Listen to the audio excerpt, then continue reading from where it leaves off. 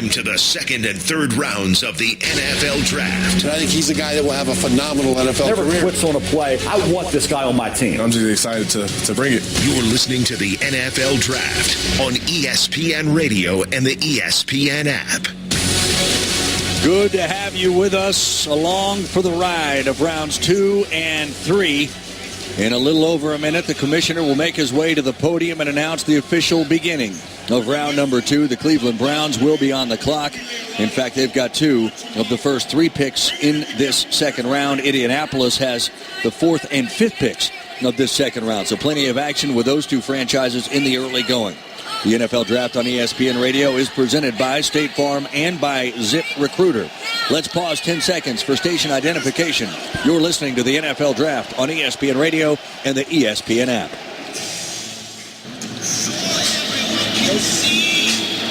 Look at Mel Kiper's best available players. The highest ranked or best available was number 24 overall going into the beginning of this draft yesterday. Cornerback out of Iowa, Josh Jackson. Next best available, Darius Geis, tailback LSU. We told you he was here yesterday. He is not here today. He went back home, I presume, but he is not here in Arlington, Texas. Justin Reed, Stanford safety, then Dallas Goedert, tight end, South Dakota State, and the 5th best available coming into the second round, Will Hernandez, guard out of UTEP. Plenty of big names still on the board, plenty of big name quarterbacks, tailbacks, tight ends as well. So expect plenty of activity. Names you know, we will be breaking them down. Dari Noka, Chris Canty, Bill Polian, and Ian Fitzsimmons with you as we are moments away from hearing the commissioner officially ring the bell, so to speak, on the second round of the NFL Draft. And with that, we send you down to the podium here at the home of the Dallas Cowboys.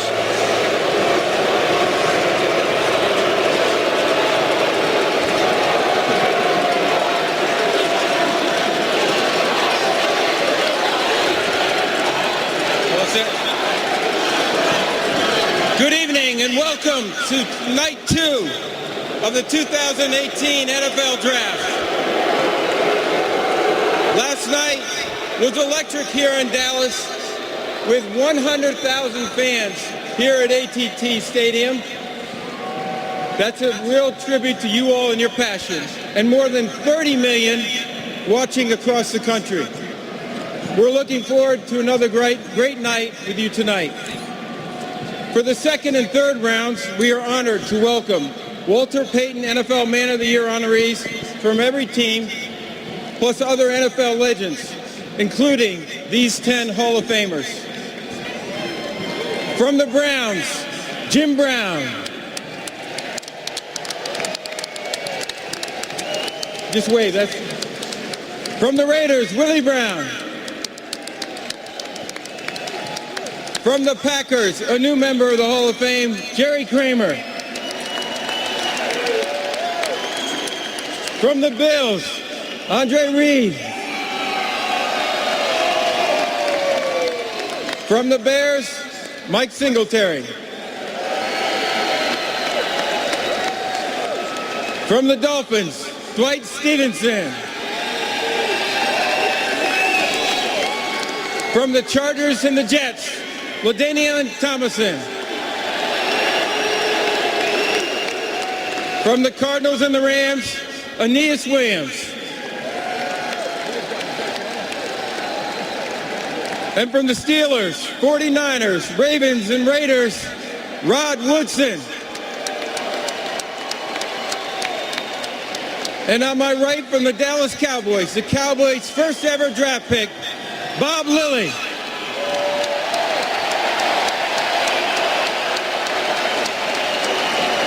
Okay, we're ready to go. The second round of the 2018 NFL Draft is now officially open. The Cleveland Browns are on the clock. That is a phrase I am imagining Browns fans are tired of hearing.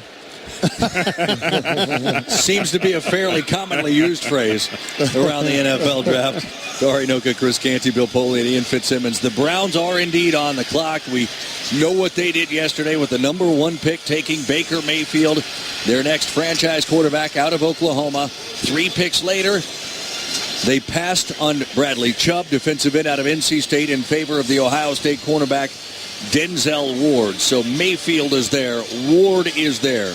What else, as Cleveland has 6.5 minutes left to decide this pick, what else must Cleveland accomplish tonight? Well, Cleveland has a lot of good role players. They don't have a lot of difference makers. So if there's a difference maker running back, that would fit. If there's a difference maker rusher, that would fit. And they may have one in mind here. That's why they passed on Chubb. They certainly can use another corner. And I don't know that they have a big-time safety because I don't know if Peppers can play there. They played him in Columbus last year. They played him 20 yards back. Exactly. So we don't know what he can do. So almost anything, they need a linebacker very badly.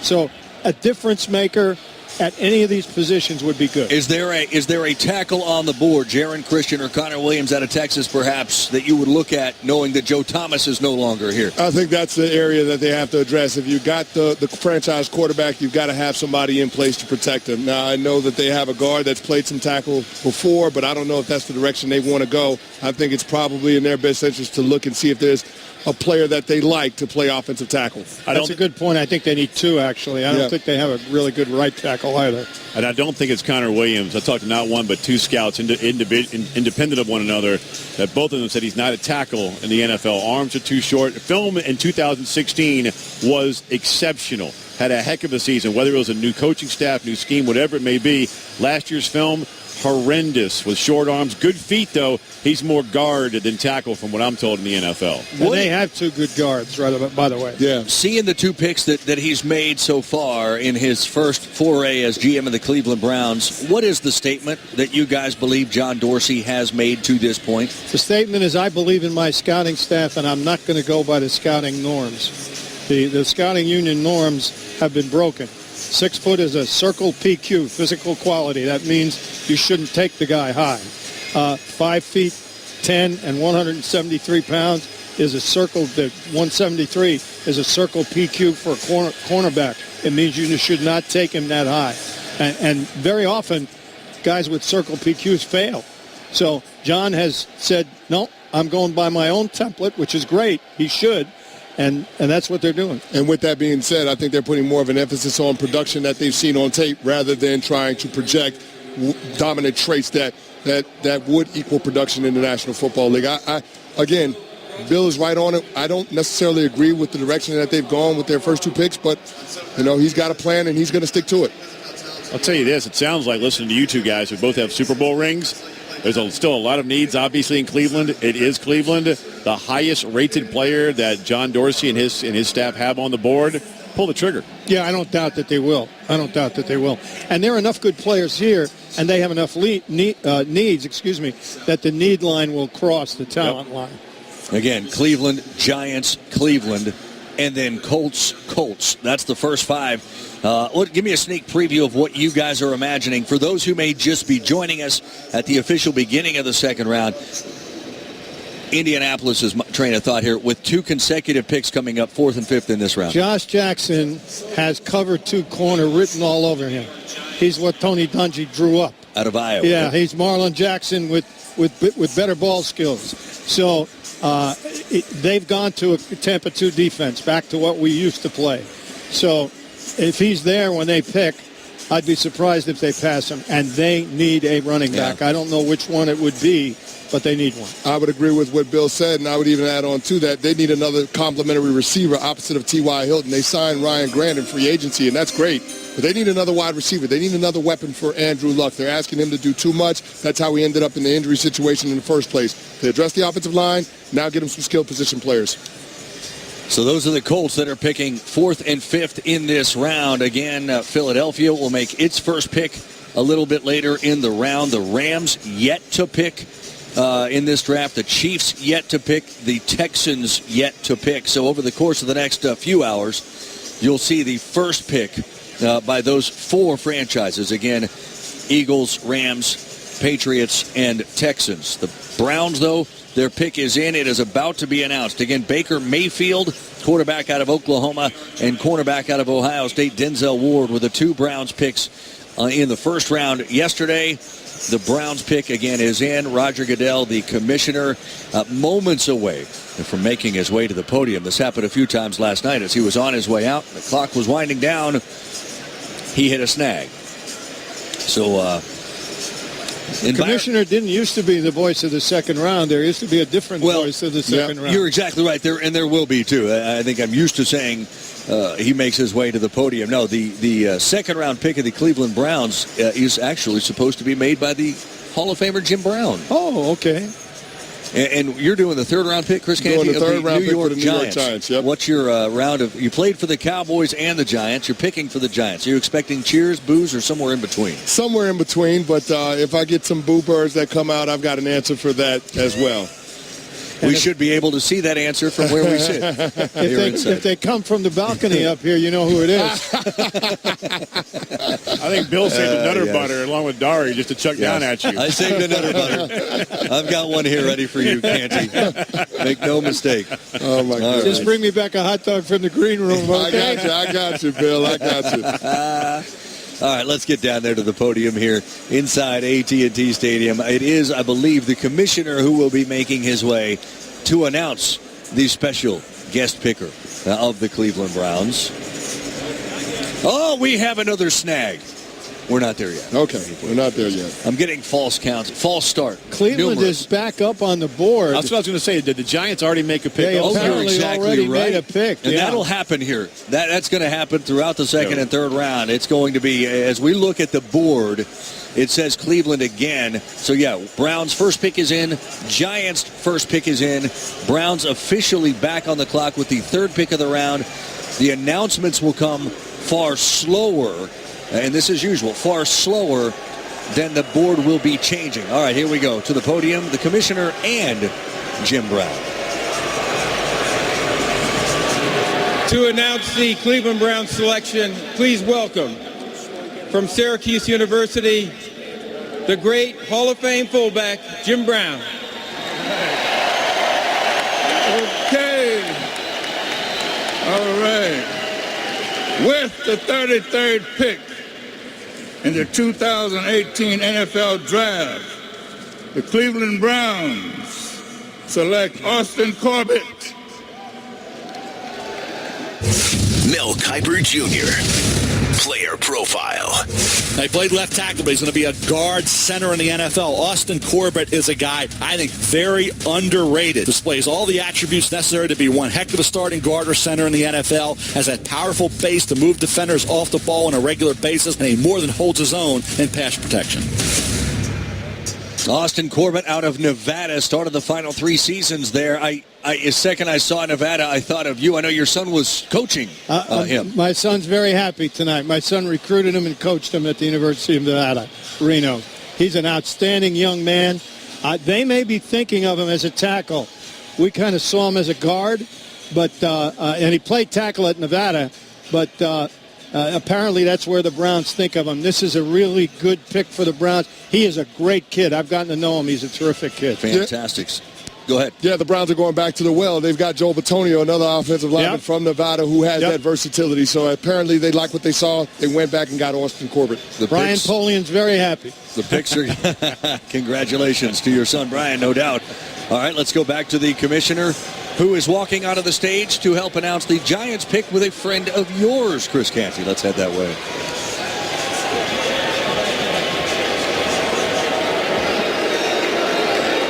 To announce the New York Giants selection, please welcome from the University of Notre Dame, defensive end, Justin Tuck.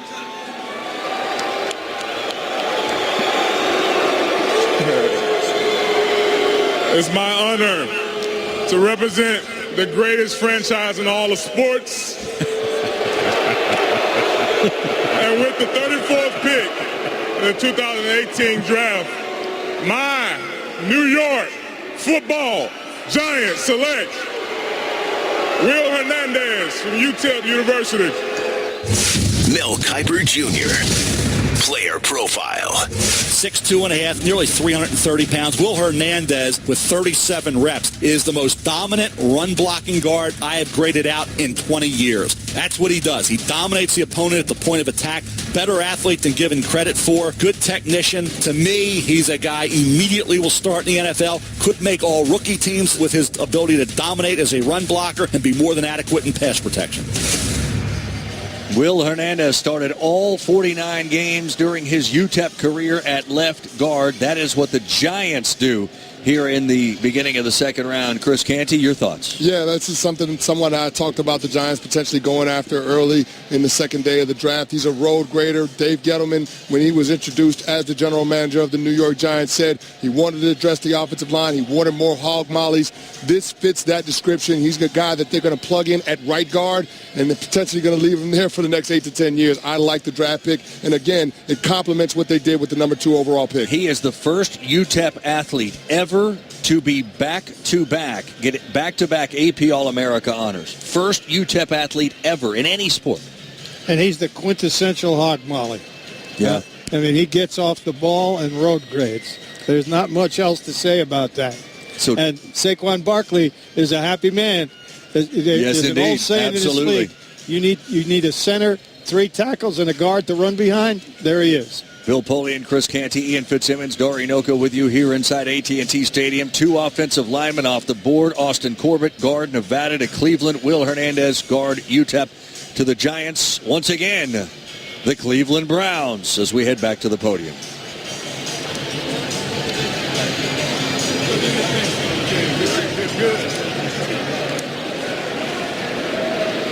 With the 35th pick in the 2018 NFL Draft, the Cleveland Browns select Nick Chubb, running back, Georgia. Mel Kiper Jr. Player Profile. Low slung, compact runner, strong. You think about 5'10 and 3/4, 230 pounds nearly, 4.52 speed, really strong in the upper body with those 29 reps. Gifted athlete as well. Inside runner who really, I think, can get through traffic, maintain his balance, and once he gets in an open field, he surprises you with that speed. It ends up being a case where a lot of defensive backs can't track him down, and he ran a 4.52 at the combine, which proved that, hey, what we saw on tape was verified and was valid in terms of moving into the NFL. He gives you multi-dimensional talent. He can play an inside role. If you need the tough yards inside, he can get them. And he gives you enough speed, enough quickness to hit that home run when he gets a chance.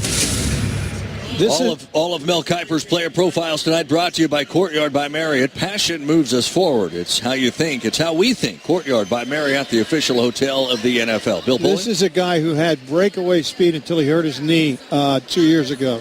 He's come back, and he's what Chris referred to last night as a 4-yard runner. He is a quintessential 4-yard runner. He's got great balance, great toughness, runs behind his pads. The knee injury cost him the burst that gave him that all-the-way speed that Sony Michel has. But this guy is a heck of a football player, and the Browns got themselves a meat and potato runner. Yeah, I think this gives them a good 1-2 punch with Carlos Hyde, another big back that runs behind his pads. And then, of course, you have the complement to those 2 guys and Duke Johnson to be your third down type of running back. So I like what the Cleveland Browns are doing. They're going to give their quarterback a strong run game to go with him. It makes all the sense in the world. He's a team guy. I had the Georgia Bulldogs for the national championship here on ESPN Radio, and being around that coaching staff from Shane Beamer now at Oklahoma, right, and Mel Tucker, defensive coordinator, Kirby Smart, their head coach, all of them could not have bragged more about Sony Michel and Nick Chubb and how they cheered for each other, but it was a competition, and both of them averaged over 6 yards a carry. Now think about that. You want to know why they're in the national championship game? Look at that O-line, look at that defense, and look at that running game. And he's not a selfish guy. He's one of the ultimate team guys. They got a man who's just going to tote it and do what you want him to do in Cleveland. They averaged about 16 a carry against Oklahoma to get to that national championship. There, are you, Dari? Up close. I saw Sony Michel run directly in front of me about 2 yards on his way to the end zone in overtime to win that thing. They ran forever against those Sooners. Meanwhile, the Browns have gone quarterback, running back, and then offensive line. So obviously those needs in addition to cornerback. And their 4 picks here as the Indianapolis Colts now are going to make back-to-back picks here in the second round. Again, Dari Noka, Chris Canty, Bill Polian, and Ian Fitzsimmons with you as we continue to bring you coverage of the NFL Draft from inside AT&T Stadium in Arlington, Texas. So 2 offensive linemen and a tailback. Nick Chubb is who have come off the board so far. So, Colts. You said, Bill Polian, they have more needs to become a real contender than do the Cleveland Browns at this point. If you're drafting for Indianapolis, like you've ever done that before, you're going where and where here? I'm going for best player because they have a slew of needs. Jackson, the corner from Iowa would intrigue me. And the present staff has the same relationship with Iowa that we did. We loved Iowa players. Kirk Ferentz does a phenomenal job. And but they can go really anywhere. They need to, other than guard, they need to improve this football team at virtually every level. The team that went to, set all kinds of records, I guess 115 wins over 9 years, was dismantled. So other than Andrew Luck and Anthony Costanzo, they're really building from the bottom up. We will find out here in a matter of moments. Their first of their consecutive picks is in. Let's recap real quick who Mel Kiper has as the best available on the board now. Josh Jackson, who you talk about, still sitting there, the cornerback out of Iowa. Darius Guice, tailback out of LSU. Justin Reed, safety out of Stanford. Dallas Goedert, tight end out of South Dakota State. And then outside linebacker from Boston College, Harold Landry. That is who is still on the board as his best available. And then beyond Harold Landry would be another tailback, Ronald Jones, out of Southern California. Again, the Colts' first pick of the evening. First of back-to-back picks is in. After they make their 2 picks, you've got the Buccaneers, Bears, Broncos, and then the Oakland Raiders. As I believe the commissioner is about to make his way there with with a Colts tailback, Joseph Adai. Hey, Joe who will Adai. be coming out, yeah. All right. Bengal Tiger. You draft Joe Adai, right? I certainly did. Absolutely. From Houston, Texas. Yep. Wonderful young man. Bayou Bengal, right, Coach? Yes, he was. Bayou Bengal. I wonder if they're going after another Bayou Bengal. Yeah, it's the first thing I thought there. It would be interesting to have an LSU tailback announce an LSU tailback. You might hear this entire room go, bum, bum, bum. If the draft were in New Orleans, I would say we absolutely, certainly would. All right, here you go. Roger Goodell with former draft pick by Bill Polian, Joseph Adai.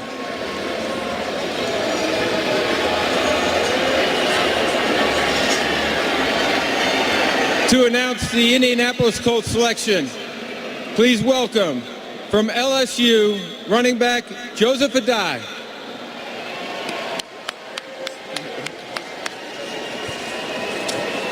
With the 36th pick in the 2018 NFL Draft, the Indianapolis Colts select Darius Leonard, linebacker, South Carolina State.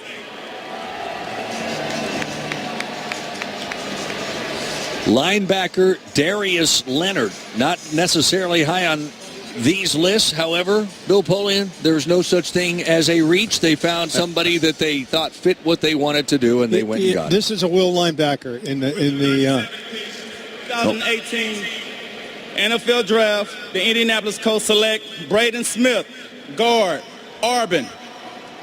All right, so the back-to-back picks announced right after one another from Joseph Adai. So Darius Leonard, linebacker out of South Dakota State, goes 37 overall. 36 rather. Braden Smith, offensive guard, Auburn, goes number 37. So addressing a need at linebacker and offensive guard. That's what the Colts have elected to do. Yeah, Darius Leonard is a real athletic linebacker who will play very likely the will position in this defense. He can run, he can hit, he's long, not necessarily the stoutest guy in the world, but you don't have to be to play that position. And he's got he fills the bill. It's not a household name, but nonetheless he fills the bill.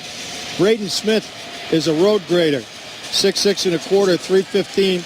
They may see him as a right tackle, and I think they do. It's exactly what I was thinking. They're looking at him as a right tackle. I think their right guard, Jack Ewart, is a good road grader. He's a good guy to have. Now you pair him with Braden Smith, and you got a side that you can feel good about your running back running behind. So I think they're addressing the offensive line, and let's face it, Andrew Luck is the franchise. You got to make sure you protect him. Offensive line was an area of need. They've done that with the first-round selection and now a second-round selection. Absolutely right. Let me ask both of you a question, and Bill, I'll start with you. You watch these offensive linemen coming out of catch-and-throw offenses, and a lot of the focus is on the quarterback making the transition from college to pros. But look at Greg Robinson. I mean, you had the tackle and guards out of Baylor, right, who have not done anything. How much of a concern is that when you're evaluating a player coming out of catch and throw, even a guy that's as talented as Braden Smith? Lesser concern with Auburn because that is not a catch and throw offense. That's a power running offense with a catch and throw passing game. They meld the two. So less concern with them than there would be with Oklahoma, where there would be with Washington State, for example. You're really concerned with that because it's pure air raid. I said earlier Darius Leonard, linebacker, was from South Dakota State. I stand corrected. South Carolina State. The MEAC. The MEAC, absolutely. The MEAC, yeah. And the first HBCU player taken so far tonight. And I'm sure we'll see a few more of those as well. Still ahead, the Tampa Bay Buccaneers. That's the team on the clock, followed by Chicago, Denver, Oakland, and Miami. Find out those picks coming up next. You're listening to the NFL Draft on ESPN Radio and the ESPN app.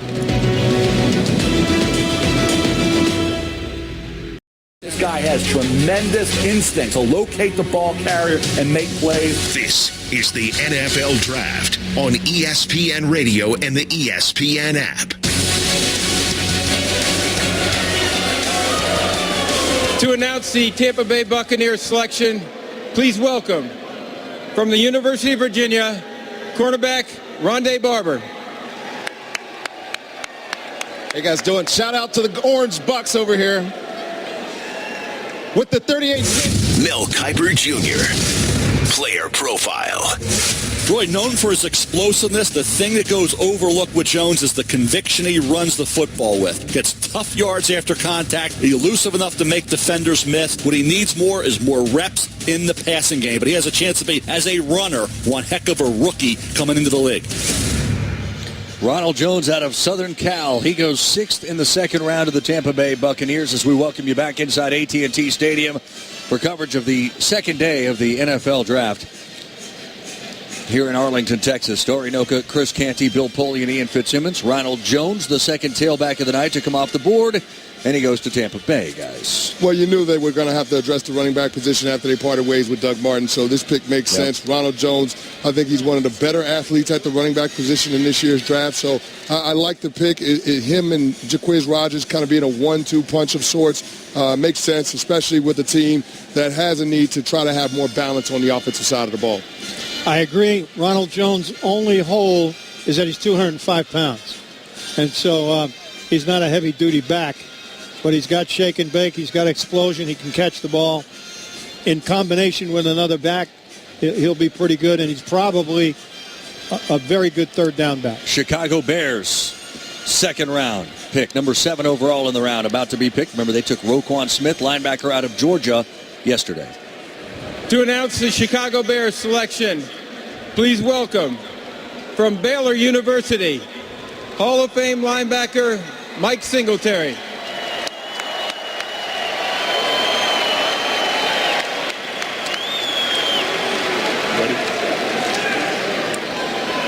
With the 39th pick in the 2018 draft, the Chicago Bears select James Daniels, center, Iowa. So, not the first Iowa player we thought we would see come off the board, as their fantastic cornerback remains on the board, Josh Jackson. The Bears, though, do take a center out of Iowa, James Daniels. He's the third center to come off the board in this NFL draft. James Daniels is an outstanding player. He's got everything you want: height, weight, speed. He is a power guy, but he's got athleticism. I thought he was the best center in the draft, and exceptionally well coached at Iowa as well. He's ready to play. Now, Coach, when the Bears took him, do you think that they have him in mind as left guard, or are they going to slide Whitehair over to left guard and have Daniels play center? I think Whitehair goes to guard. Whitehair goes to guard? Center. Okay, yeah. If you presume the most athletic guy goes to center, then that's Daniels. That would be Daniels. Yeah, I mean, it's all about trying to fortify the fabric of the pocket, which is that guard, center, guard trio. They drafted Whitehair high last year, so I think it just makes sense to pair, a couple of years ago, it makes sense to pair him, Kyle Long, and now James Daniels, all three of those guys together. I think that's a good pocket for Mitch Trubisky to be able to step up in. You mentioned Whitehair drafted. He was drafted in Chicago, and to much of the same type of fanfare as yesterday, Leighton Vander Esch was taken here in Dallas. There was no buzz. No, they didn't. All those Bears fans didn't pile into a very small theater in Chicago so that they could hear the name Cody Whitehair, but that's who they got in that particular pick. But those of us that knew talent said, "Oh, that's a good pick." Yeah, it's not a sexy pick. Going back to Daniels, you mentioned coaching. I think Kirk Ferentz has put 227 linemen into the NFL since he's been at Iowa. I mean, it's just they just roll them right in and right out. It's beyond impressive what he does when it comes to O-linemen. But it's also amazing that Josh Jackson, corner out of Iowa, is still on this board. There was no way you could have told me that we're coming up on pick number 40 and Josh Jackson would be on the board. I would have bet you all the money in my wallet. There's not a lot, but I'd be broke because I would have thought he'd be gone. He's not a great man-to-man corner. He's a terrific cover 2 corner, and there are not many teams that play pure cover 2. And that's the reason. That's why, again, take 2, he's in Canton. That'll always work for you. You know that. Dare Noka, Chris Canty, Bill Polian, and Ian Fitzsimmons. That's not going to change. It probably won't be the last time He'll yell at me a few more times also. That we hear that, no doubt about it. Remind me the Iowa offensive lineman that went first round last year. Oh, my goodness. He left school a year early. The name completely escapes me. I'm looking at him right now. Doing Darian Mel last year at one particular point. Mel starts talking about this Iowa lineman and how he could come out and be potentially a first-round pick if he wanted to. I talked to Kirk Ferentz. This might have been 2 years ago. I beg your pardon, 2 years ago. I talked to Kirk Ferentz in Arizona that year at the national championship. The day before the title game, I ran into him and I said, congratulations, you had a great year, because they made that undefeated run till Michigan State beat him. He goes, let me tell you something. I'm driving around in Iowa City once, and I'm listening to your show with Mel, and he's telling everybody that this guy could come out early and be a first-round pick. I nearly ran off the road. I'm thinking, no. Was it Scherf? Yes, it was Scherf. Brandon Scherf is when it was, yeah. Was that 15? Yeah, it was 3 years ago. 3 years ago. Yeah. Is it? 3 years ago. You said last year. I'm going, I remember a Hawkeye going to, wait, what? It was absolutely. I'm going like, wait a minute. Who was the last Hawkeye lineman first round? I went straight to the Google. I had to figure that out. It was Chuck Long. He wasn't a lineman at all. My goodness. I can't believe how fast time flies. Oh, my goodness. Yes, it was Brandon Scherf. So we're still waiting, though, for the best available player to come off the board. The particular cornerback from Iowa, Josh Jackson, to come off the board, and he's still there. All right, guys, Denver is next. Their pick should be announced here in a matter of moments, of course. They got Bradley Chubb to secure that defensive line. They got Von Miller and Brandon Chubb. I know one position that's not a need position for Denver. That would be defensive end for sure.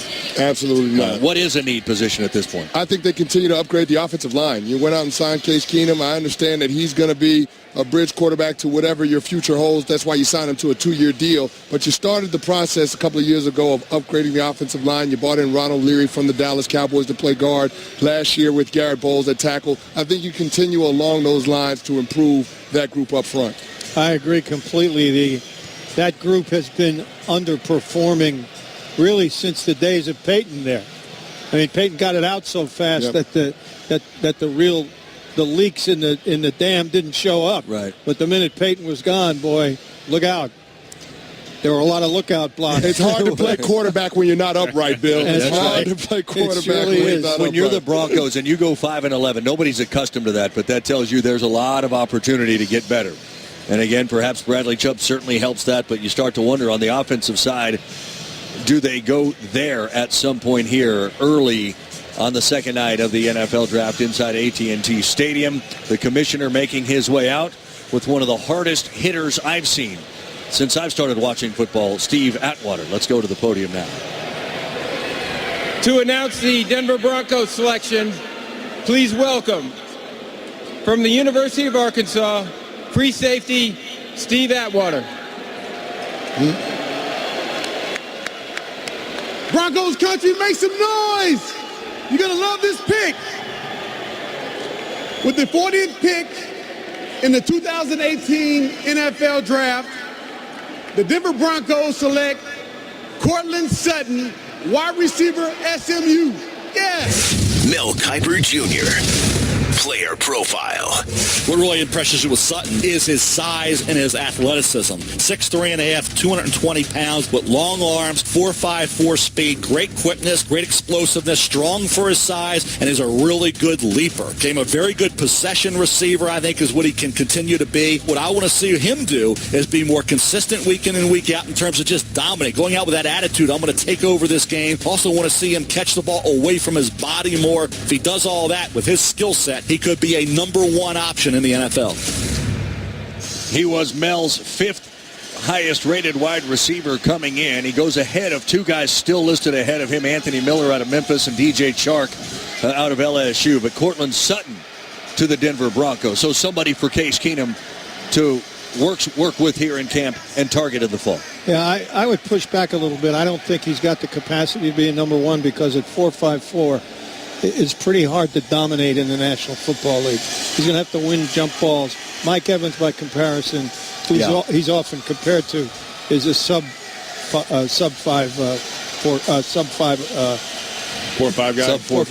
4.5 guy. I talked to as a former head coach, Chad Morris, who's now obviously the head coach at Arkansas, about that very thing, and he said, he's got deceptive speed. It's not 40 speed, but he's football fast, and he has great ball skills. But he also said, one thing that is special about him is that he's a giver. He's all about his teammates, which you really want to be at any level. But he said as far as that 40 time, said that was something that he is truly football fast. And he said, he had a great quote. He said, he's going to make some offensive coordinator special and a lot of money at the next level. Yeah, he's a smooth athlete, but I think he's going to have to be an outside-the-numbers receiver strictly. And I guess with the 40 time, that does concern you a little bit. He doesn't consistently use his frame like you think a receiver of his size would. So I think that's one of the things that he'll have to improve on. Bill, how much of that comes out of the offense he was in? A lot. You don't have to separate from tight man coverage in the true air raid because you're throwing to grass, as you said before. And as a result, they don't learn separation skills, and they don't necessarily value separation skills. And in the NFL, you must separate because you're playing against the best man-to-man cover corners in the world. Played for Chad Morris, of course, at SMU. And, we've seen that offense at Clemson before, and now we'll see it at Arkansas where he heads. And there's nothing wrong with that at the college level. As Ian said last night, college coaches have to win. Seems like at least half the country runs something. Yeah, that's fine. The question is translation.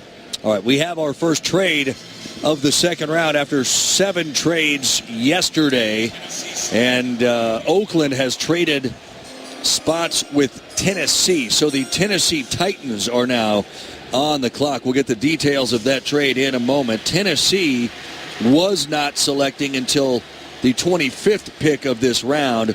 They have moved up to the 9th pick of this round. So there is somebody that Tennessee is targeting that they feel they need to move up to grab, and we will find out exactly what else they gave Oakland for that move. Anything jump off to the top of your head about why Tennessee would have made a move here? I don't know, except that this is a big move, and I would assume it carried a relatively large price with it. And this is a big move in the second round.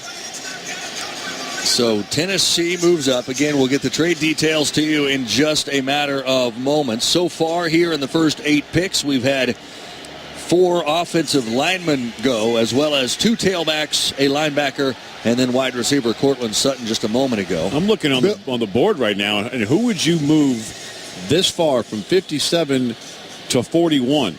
Well, Bill always talks about it. It's got to be somebody that plays a position of impact and somebody that scores touchdowns. So I would look at somebody on the offensive side of the ball. Well, we're going to find out here. So or someone who intercepts the ball. That's the credo of Dungy.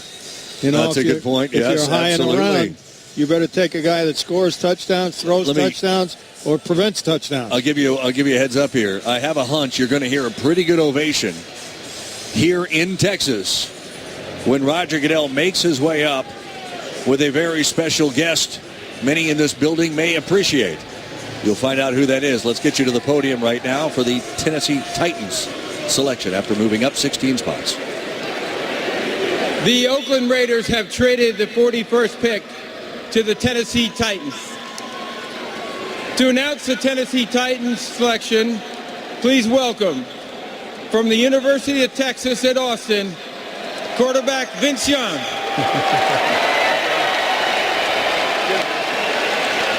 Yeah. Hook 'em horns. Tighten up, baby. Tighten up. With the 41st pick in the 2018 NFL Draft, the Tennessee Titans select Honor Landry from Boston College. Harold Landry. An outside rusher who sacks the quarterback. He's a good one, too. And a good one. Yes, is this worth moving up 16 in your estimation? Absolutely it is. Absolutely it is. Let me tell you what else they gave up there. So Tennessee gets this pick. Oakland gets Tennessee's second-round pick, so they just swap seconds, and they get a third in this draft. I'm angry with myself for not thinking of Harold Landry because Mike Vrabel, new head coach at Tennessee, his son just signed to play where? Boston College. He knows that coaching staff very, very well. Intimate knowledge of a guy like Harold Landry. And Braves went ahead with Dean Pease, his defensive coordinator, and said, you know what, the heck with it. Let's go get ourselves an edge rusher. He's going to have knowledge about this young man that a lot of guys don't. A great pick by the Tennessee Titans and Braves. And I'll tell you why Tennessee made the trade. 2 picks down, New England Patriots. Yep. What did the Patriots need? Pass rusher. Who's right down the street. Mike Vrabel played for, won 3 Super Bowl rings. How about the New England Patriots? How about him sticking it to his old team a little bit, huh? All the gamesmanship. All's fair in love and war. Just a little bit. Just a little bit. So, again, Oakland also gets Tennessee's third-round pick at number 89 overall tonight. So we'll see what they do with that, but they get an extra third and swap seconds for that. Our guys, Chris Canty, Bill Poley, and Ian Fitzsimmons, all their instant analysis brought to you by Napa Auto Parts.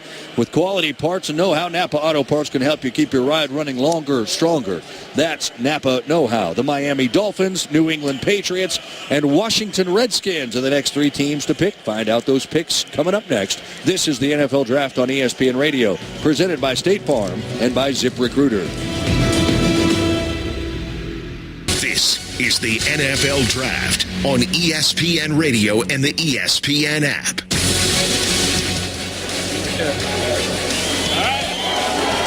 To announce the Miami Dolphins selection, please welcome from the University of Alabama, Hall of Fame center, Dwight Stevenson. All right, Dolphins. All right.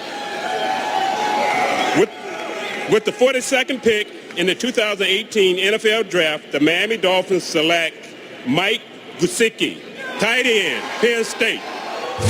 Mel Kiper Jr., player profile.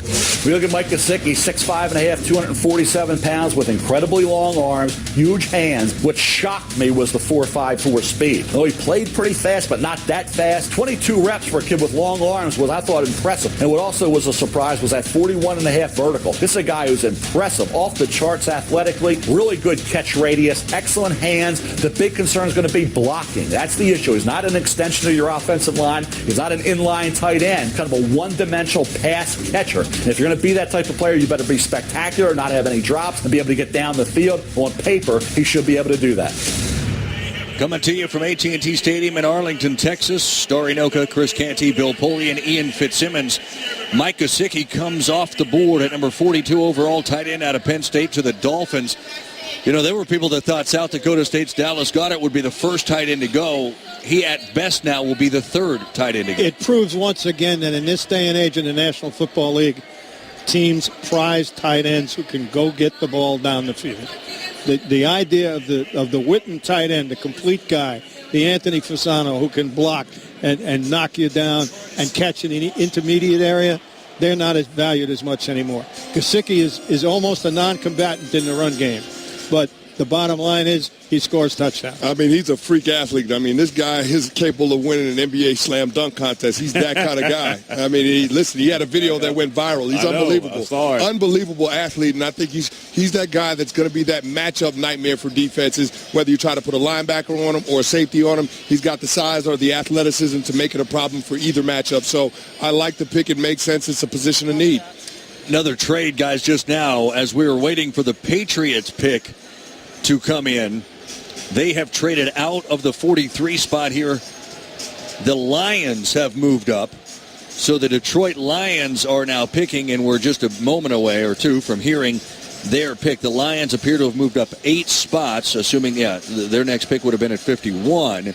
Real quick, Bill, the trade between Tennessee and Oakland. Tennessee moves up 16 spots, and the Raiders get a third-round pick in this draft. What was your reaction? My reaction was good for Tennessee. There should have been more in that trade for Oakland. Fair enough. Tennessee wins, and then they go get a pretty good linebacker out of BC. And that's why New England traded back. Because they got their guy. You just piece it all together so well. It's like you've done this before. Down to the podium we go for the Lions.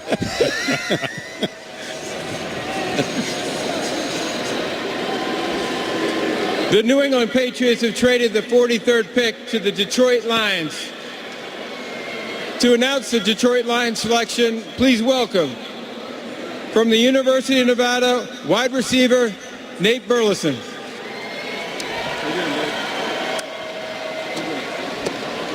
How's everybody doing? Yeah!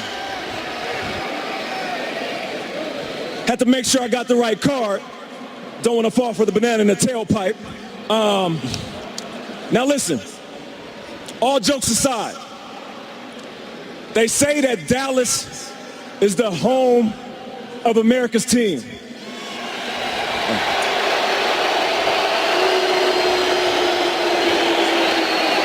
Hold on.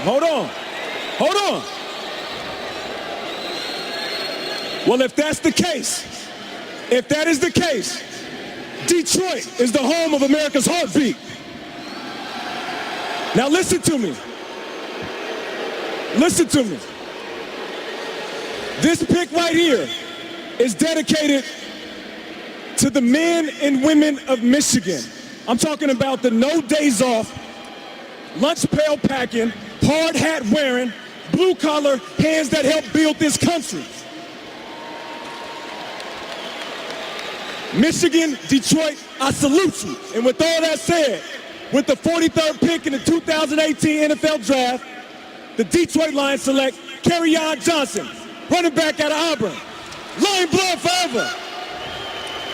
Kerryon Johnson out of Auburn goes to Detroit. Give you the trade details in a moment. He is a hard, physical runner. Slam bang. He's fun to watch. He bangs into people. He runs over them. He knocks them down. He knocks them out. He is fun to watch. Picks him up, knocks him down again. Yes, indeed. Oh, he's good. He battled the injury bug pretty fiercely, though, in his time at Auburn much of the way. No doubt about it. But Detroit really is, they are desperate to hit on a running back. They thought they had it in Amir Abdullah. And a good story there. Bruce Arians told me that the Cardinals wanted Abdullah. The Lions took him right ahead of Arizona. They went with some guy later on named David Johnson, and the rest is football history. Johnson, when healthy, is the guy that will run over you, run around you. I mean, and then once you get in the open field, outrun you. Yeah. So if this one hits, man, this is Matthew Stafford will be smiling because he finally has a running game, and it's been a long time since he's had a 1,000-yard rusher. Well, they got a defensive-minded head coach in Matt Patricia, and all defensive-minded head coaches love a physical running game. They went out and got LeGarrette Blount in free agency. Now Kerryon Johnson. They drafted Frank Ragnow in the first round. They're going to play big boy football in Detroit. That's going to be their mentality, and that's the black and blue division for a reason. So they got to keep up with everybody else in that division. Let me give you the trade details here. Give me your instant analysis reaction here, Bill Polian. Detroit moves up 8 spots to make that pick. In exchange, the Patriots get a 4th-round pick in this draft. So they give up a 4th. They give up a 4th to go 8 spots. Yep. That's Fair not enough. bad. Okay. And I'll give you guys a team to keep an eye on also. Our man Todd Archer, ESPN NFL reporter with the Dallas Cowboys, put this out about 10 minutes ago, that Jerry Jones is willing to move up in this draft in the second round if the player that he wants starts to get close. One tight end that is still on the board, as you mentioned him earlier, Dari, is Dallas Goedert, South Dakota State. Yeah, there's a need at tight end with the news about Jason Witten. And Stephen Jones said that they're going to go into this season with a good tight end, a good starting tight end. He said that this afternoon. Let me tell you guys another trade that just happened a moment ago. And there's a move, there's a reason for this one. San Francisco has just traded with Washington and moved up 15 spots. So a 15-spot jump for San Francisco here. We'll see what they're able to, what the deal was with the Redskins as soon as that becomes available to us. But that is a 15-spot jump for the San Francisco 49ers, who are picking at number 44 overall. Any idea, guys? Any guess? I see a little trend taking place here, but let's get to the commissioner first. And you've got about 30 seconds if you want to get into the trend. Teams are targeting players in this round, which is a departure from the way it used to be. People used to stay with their boards. Now they're targeting players. If that player isn't there, we're getting out. So this is a little different than what used to happen. I like the idea of a tight end wide receiver for San Francisco here, too.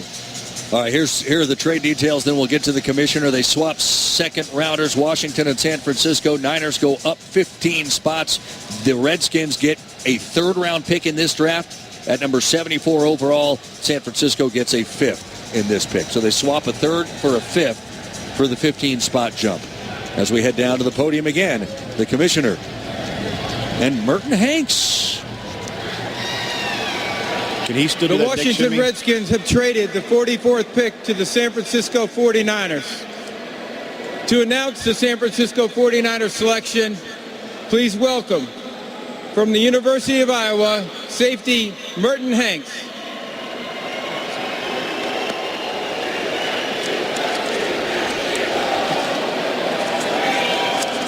And with the 44th pick of the 2018 NFL Draft, the San Francisco 49ers, the first NFL franchise to win 5 Super Bowl championships.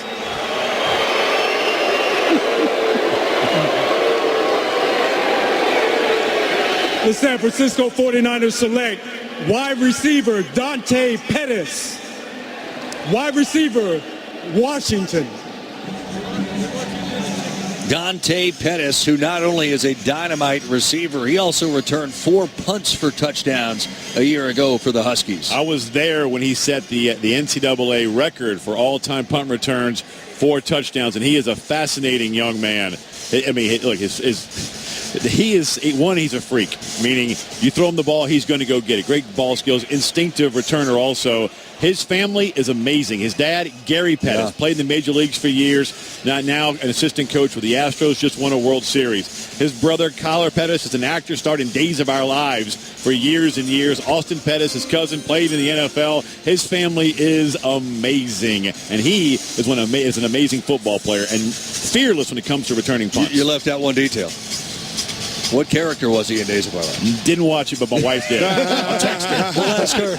There you go, Dari. That's Ian Fitzsimmons, ladies and gentlemen. Dante is 6 feet 186, so he's a bit of a will-o'-the-wisp. We don't have a guaranteed 40 time on him, but I can tell you from watching him, he can fly. Yeah, well, you needed another playmaker for Jimmy Garoppolo on that offense. They needed some explosion. You committed to the quarterback. You got the guy to protect him in the first round. Now you're going to get him another weapon to be able to throw the ball to. So makes sense from that perspective. All right, the last 3 of the last 4 picks, a team has traded up to make the pick. That's not the case here. Slotted at number 45 overall and picking at number 45 overall, the Green Bay Packers. As that pick is in, the commissioner, Roger Goodell, about to make his way over to that podium with a new Hall of Fame member of the Green Bay Packers as we send it down that way here inside AT&T Stadium.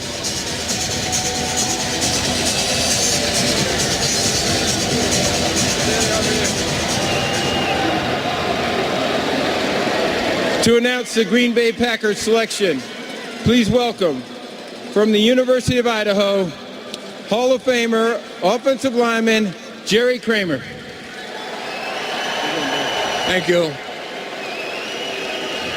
Thank you. Thank you, Commissioner. And for all of you Ice Bowl fans, it's great to see you again. There aren't many here, Jerry. With the 45th pick of the 2018 NFL Draft, the Green Bay Packers select Josh Jackson, D-back, Iowa. Mel Kiper Jr., player profile. When you look at the height at 6'3" of Josh Jackson and all the interceptions and the turnover machine that he was for the Iowa Hawkeyes, that's what impresses you, the fact that he has phenomenal ball skills, great anticipation, great awareness and coverage. The question mark's going to be recovery speed. 4.56 at the combine. Can he, if he's beaten, recover and make up ground? So even though he's beaten, the speed maybe won't help him, but the length will, and that 38 vertical, that leaping ability, on the heels of being 6'3", makes him play like he's 6'5". And that's a rarity at the cornerback position in the NFL. Josh Jackson to the Packers. Let's pause 10 seconds for station identification. You're listening to the NFL Draft on ESPN Radio and the ESPN app.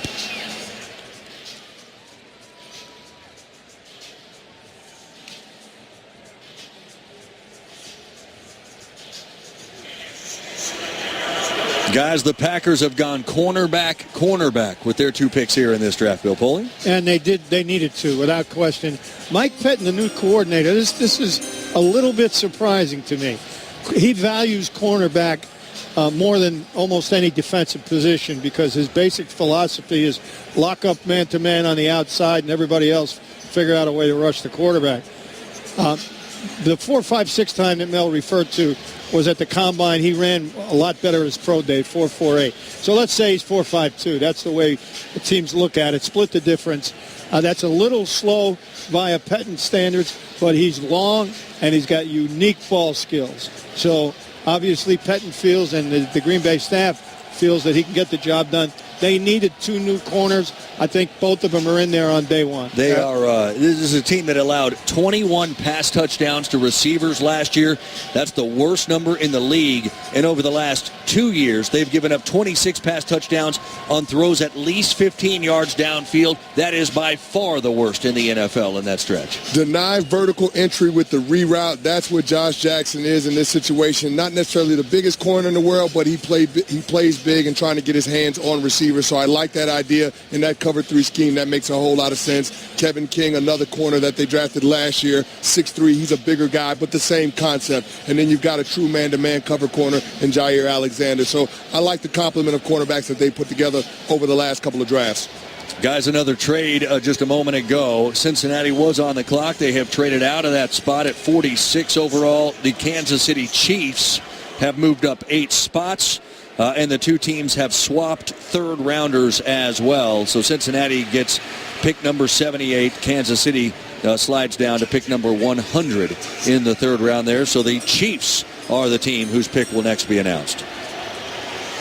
Phil, is this uncommon to see this many moves in Absolutely it is. Yeah. I mean, this is rare for the 2nd round. And what it tells you is this would be more akin to the 4th round, where teams have had overnight to set their boards. Right. They know there are only so many players in the round that are worthwhile, and everybody's fighting to get up and make those picks.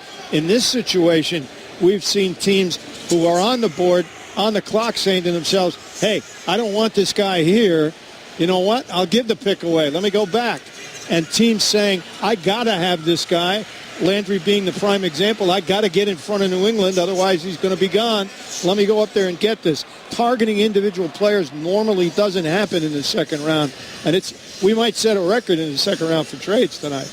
Yeah, we've already had 5 trades, if I'm doing the math correct. No, I think maybe 4 trades here in the 2nd round. Either way, the movement has been absolutely fast and furious. In fact, when Kansas City picks, that'll be 4 teams of the last 6 that have picked that have moved up to make that pick here in the 2nd round alone. What it's telling you is that teams are going more for need in this situation, or for an individual player that they prize, rather than going with their board. That is the fourth trade of this second round. We're not halfway through the second round yet, though. That's a wild, fast, and furious pace. So the last 5 years I've done this draft for ESPN Radio, I've not seen a second round like this. I do know that much. They've all happened between 41, right, and 40. Where are we now? 46? 41 and 46. Yeah, we've had teams move up. 4 teams now move up. Within 6 picks. Within the last 6 picks. 2018 NFL Draft. Good to have you along with us at AT&T Stadium in Arlington, Texas. You already know good Chris Canty, Bill Polian, and Ian Fitzsimmons. So you hear the Chiefs are moving up. First thought is what, guys? Rusher, if there's one left.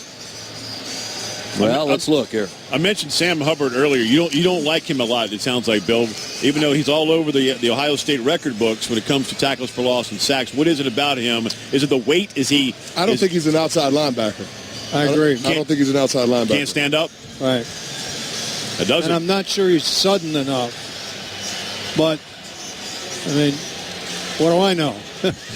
You're just in the Hall of Fame. A heck of a lot, man. To be honest with you. Lorenzo Carter's a good athlete from Georgia, but you just don't know if he can rush. You don't know if he can rush the passer. He's got the athletic ability to do it. By the way, the highest-rated player now on the board after Josh Jackson was just taken by the Packers is Darius Geis, running back out of LSU. So the Chiefs pick is about to be announced. Uh-oh, look out. Another Longhorn walking to the podium with the commission.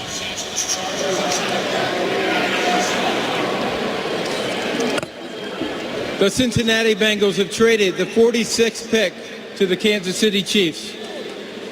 To announce the Kansas City Chiefs selection, please welcome from the University of Texas, running back Priest Holmes.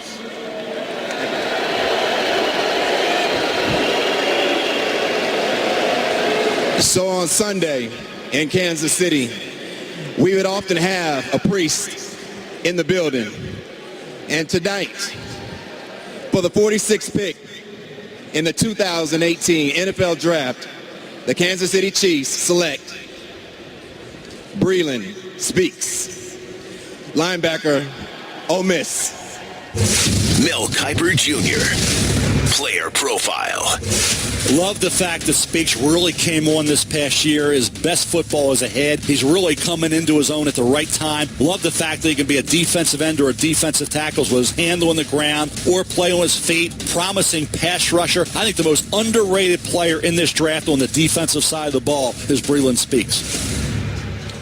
As somebody who, on the TV side of my job, covers the SEC on a regular basis, he really was the only player on that defense that you knew what you were going to get out of him every single game for the Ole Miss Rebels. He's a good one. Now, Mel did have 5 other defensive ends, as he had them listed as a DE, ahead of Breeland Speaks, but Breeland Speaks now off to Kansas City. Well, he'll play as a rusher. That's the rusher they wanted. Yep. Clearly. And so that's got to be a good pick for him. I'm just looking up his numbers here. Just bear with me a little bit. We'll have it when we come back from just a break. moment to do that, because there's another pick about to be announced already. Arizona holding on to their pick at number 47, and that'll be announced in a moment. Here we go, back to that podium.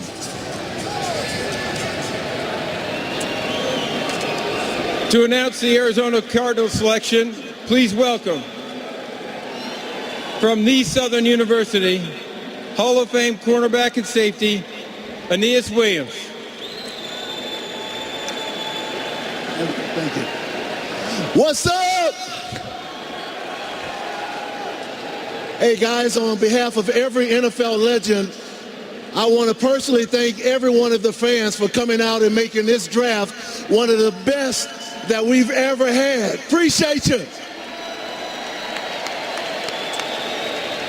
And with the 47th pick in the 2018 NFL Draft, the Arizona Cardinals select Christian Kirk, wide receiver, Texas A&M. Christian Kirk, that is a dynamite playmaker as we go inside the numbers. 26 receiving touchdowns in 3 seasons, 6 punt return touchdowns in his Texas A&M career. Inside the Numbers brought to you by Progressive Insurance. Commercial insurance through Progressive protects your business and your dream. Choose from over 30 coverage options at progressivecommercial.com. My first reaction when I saw that was two things, actually. One, he's an Arizona guy going to Arizona. Two, what's Josh Rosen think? Exactly. Right? And, Josh Rosen's happy. He should be. Exactly. You got He's got a slot receiver and a punt returner who's a plug and play. There you go. That's exactly what you're looking for. Larry Fitzgerald isn't getting any younger. You lost John Brown in free agency. You needed another weapon, and this makes all the sense in the world because not only can he contribute on offense, but also on special teams. For those that don't like his numbers, he was playing with a quarterback for 9 games this year, 10 of the 12 games, who literally could not complete a pass. Honest to goodness, it was painful. It was painful to watch. He had a couple of them there that could not complete a pass. The ones that could all transferred somewhere else. All right, time for the Los Angeles Chargers pick to be announced at number 48 overall. To announce the Los Angeles Chargers selection, please welcome from Texas Christian University, Hall of Fame running back, LaDainian Tomlinson. Dallas, thank you. With the 48th pick in the 2018 NFL Draft, the Los Angeles Chargers select Uchenna Nwosu, linebacker, USC.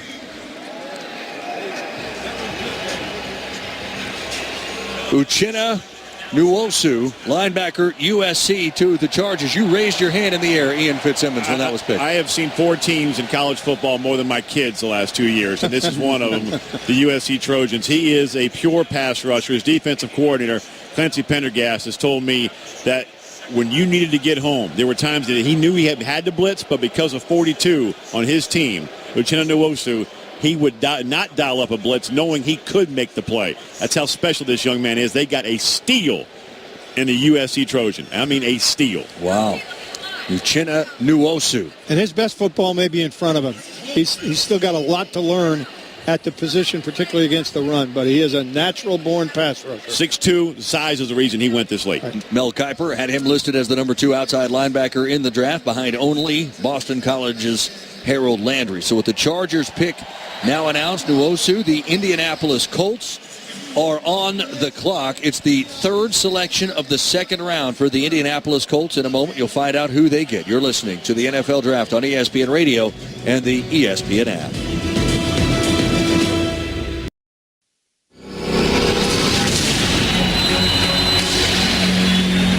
Welcome to the 2nd and 3rd rounds of the NFL Draft. He's got that it factor that everybody credits him. This guy has tremendous instinct to locate the ball carrier and make plays. This is the NFL Draft on ESPN Radio and the ESPN app. The Indianapolis Colts have traded the 49th pick to the Philadelphia Eagles.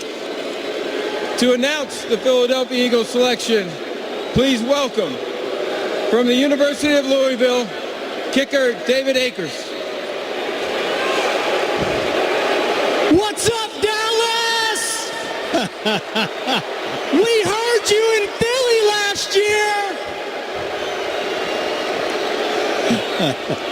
I like standing up here before you as an undrafted free agent, representing that shield for 15 years.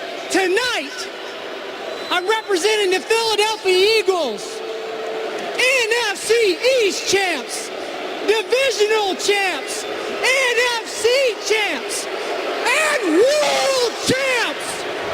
The world champs.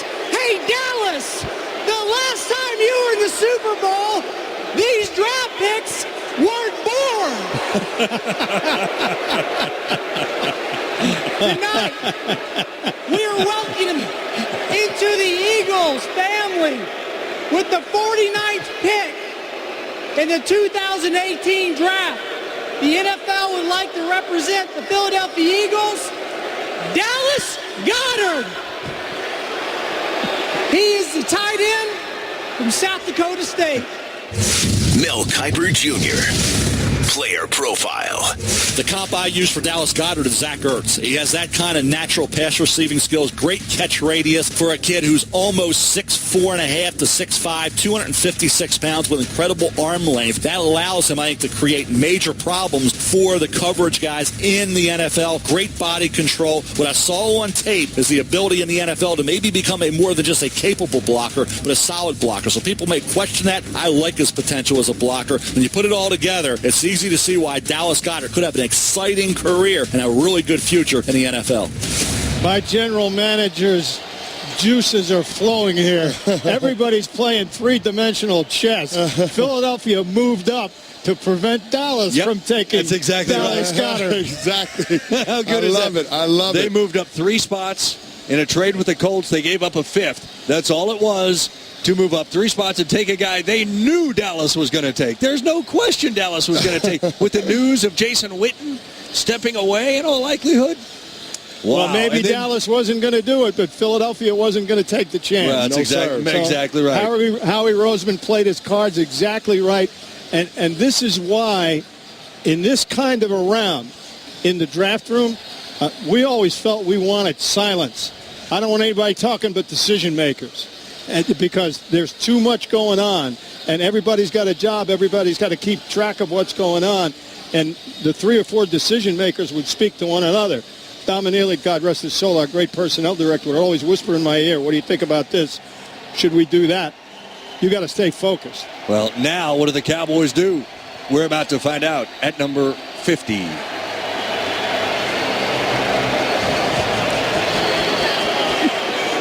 To help make the Dallas Cowboys selection, we have with us Hall of Fame member and first ever draft pick of the Dallas Cowboys, Bob Lilly.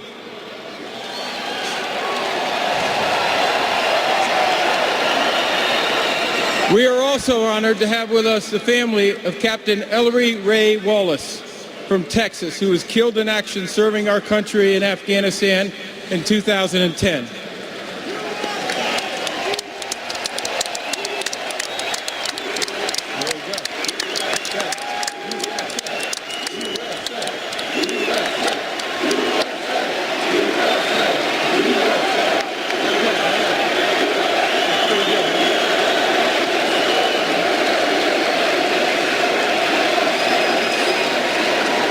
We salute Captain Ellery Ray Wallace and thank his family and the Tragedy Assistance Program for Survivors, TAPS, which offers care to those grieving the loss of a military loved one. Bob. Thank you. Welcome, family. With the 50th pick in the 2018 NFL Draft, the Dallas Cowboys select, and I'm going to let Liam read his name. Connor Williams, guard, Texas. That's an incredibly cool, goosebump-inducing moment a moment ago. The family of a veteran who was killed in service, and the young son announcing the name of a Texas Longhorn who will stay in the state to play in this very building for the Dallas Cowboys. Connor Williams, who stayed here overnight. He's in the building. He's going to walk to the podium as he receives a handshake from Bob Lilly, a hug from Roger Goodell, and a hug from the young man, the son of the veteran lost in service who just announced his name. This is one of those, while I'm so glad you can be with us listening on ESPN Radio, I wish you could see what we're getting to see right now. I mean, Connor Williams is borderline in tears, and I thought it was, you have the Longhorn being drafted by the Cowboys with Mr. Cowboy, the first ever draft pick by the Dallas Cowboys, and the Hall of Famer Bob Lilly with that special family. And then I loved how Bob Lilly hands the card to Liam, the son, to make the pick. I mean, it was, and they're all wearing Bob Lilly's uniform, number 74. I mean, this was one of those special moments. And the chant of USA. Yeah. Well done, Arlington. Yeah. No, you're and exactly all right. NFL fans. Well and done. I love it, too. You see all of the fan bases, and they all spend hours here, days in Texas, talking trash to one another, but they all come together for what is absolutely the greater good, and moments that remind us we're sitting here talking about players who are going to play a game for a living. And sometimes I think we lose sight of that. All right, Connor Williams, offensive tackle out of Texas, will go to the Dallas Cowboys. Beside that, go ahead, Ian. But I think he's more guard than tackle. Yeah, and he was announced as a guard as well. As a guard. Yep. I just wonder what this means for Lyle Collins. Maybe they decide they're going to move him and try him at right tackle, but he's going to have a home in the offensive line. You talked about Connor Williams not necessarily having the length to play offensive tackle, so he's going to have to kick inside. So that means that they're probably thinking about Collins as playing a right tackle spot. Yeah, that's the only possible explanation. And because I don't think Connor Williams is a tackle. I would agree with you. And whether Lyle Collins is or not, we'll find out. Yeah. I'm going to make a statement I have yet to make tonight. You ready? We have a trade. It's the 6th of the second round, and the New England Patriots, who we've seen active already, moved down. They moved down 8 spots in a trade with Detroit. They're now moving down again in a trade with the Chicago Bears. The Bears did not have another pick in this round. They now do. And in return, the Patriots get a 4th-round pick in this draft and a 2nd-round pick next year. So that's more like it. And the New England is moving into Chicago's spot in the 3rd round. Is that correct? No, they are not. No, it is just a 4th-round pick in this draft at number 105. That's the 5th pick of the round, and a 2nd next year. That's what New England is getting, as I'm seeing it. So the Bears are now about to select. Bears, Colts, Buccaneers, Bengals, and then Panthers as we come to you from AT&T Stadium in Arlington, Texas. Dorian Oka, Chris Canty, Bill Polian, and Ian Fitzsimmons. Hey, Darius, going back to that Cowboys pick, I would have loved to have had the Dallas Cowboys war room mic'd up when the Eagles selected Dallas Goedert, just to hear the reaction in there. Because, Bill, the moment it happened, I mentioned Dallas one pick away from Goddard, Dallas to Dallas, and you went, hang on a minute, it might not happen. That's right. And it did not happen. It did not happen. We would have needed a 7-second delay for sure there, Ian. We had that mic'd up. In that Cowboy war room? In that war room. Well, the minute the trade was announced, I think the Cowboys knew what was happening. Mm-hmm. And it happens. I mean, you have an opportunity to move up, to move down, or stand pat. And standing pat is a very, very well thought out strategy. But in this draft, it's obviously clear that people are targeting players, number one, and number two, trying to beat their rivals to players. And the level of intelligence that's been applied in this round, by that I mean knowledge or impressive. No. Knowledge of what's going on. Yep. Intelligence as in CIA. Knowledge of what's going on with the opposition is extraordinary. That's a great... The fact that happened here, too, that's just Dallas Goedert goes to the Eagles after David Akers did his best impersonation of Drew Pearson, riling on the Eagles fans last year in Philadelphia. And Akers coming out here.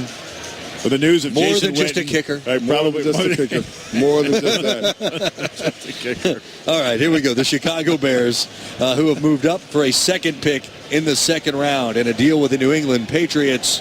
Gave up a 4th this year and a 2nd next year. Who is it that the Bears wanted that badly? We're going to find out.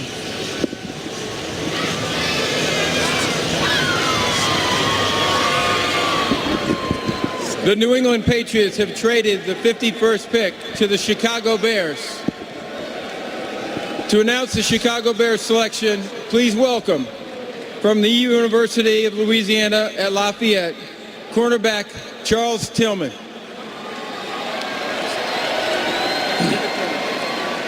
With the 51st pick of the 2018 NFL Draft, the Chicago Bears select Anthony Miller, receiver, Memphis. Anthony Miller is who Mel Kiper had as the 3rd best wide receiver in this draft. 18 touchdown catches a year ago. Not only that, good with the football once he makes the play, once he makes the catch, forced 19 missed tackles last year. And Chris Canty, Bill Polian, you guys both fist pumped when you heard Anthony Miller's name to the Chicago Bears. How come? I love this pick. He's instant offense. This guy has a lot of juice. He's got back-to-back seasons of 90-plus catches, 1,400 yards, and 15 touchdowns. I mean, he's electric when he gets the football in his hands. A top competitor, which is something I really love. Being able to get another weapon for Mitch Trubisky. They added Taylor Gabriel and Allen Robinson in free agency. Now he's got another shiny new toy in Anthony Miller. And he's got the burner who can go make things happen down the field. The other two guys are nice receivers, but this is a guy that can make things happen down the field.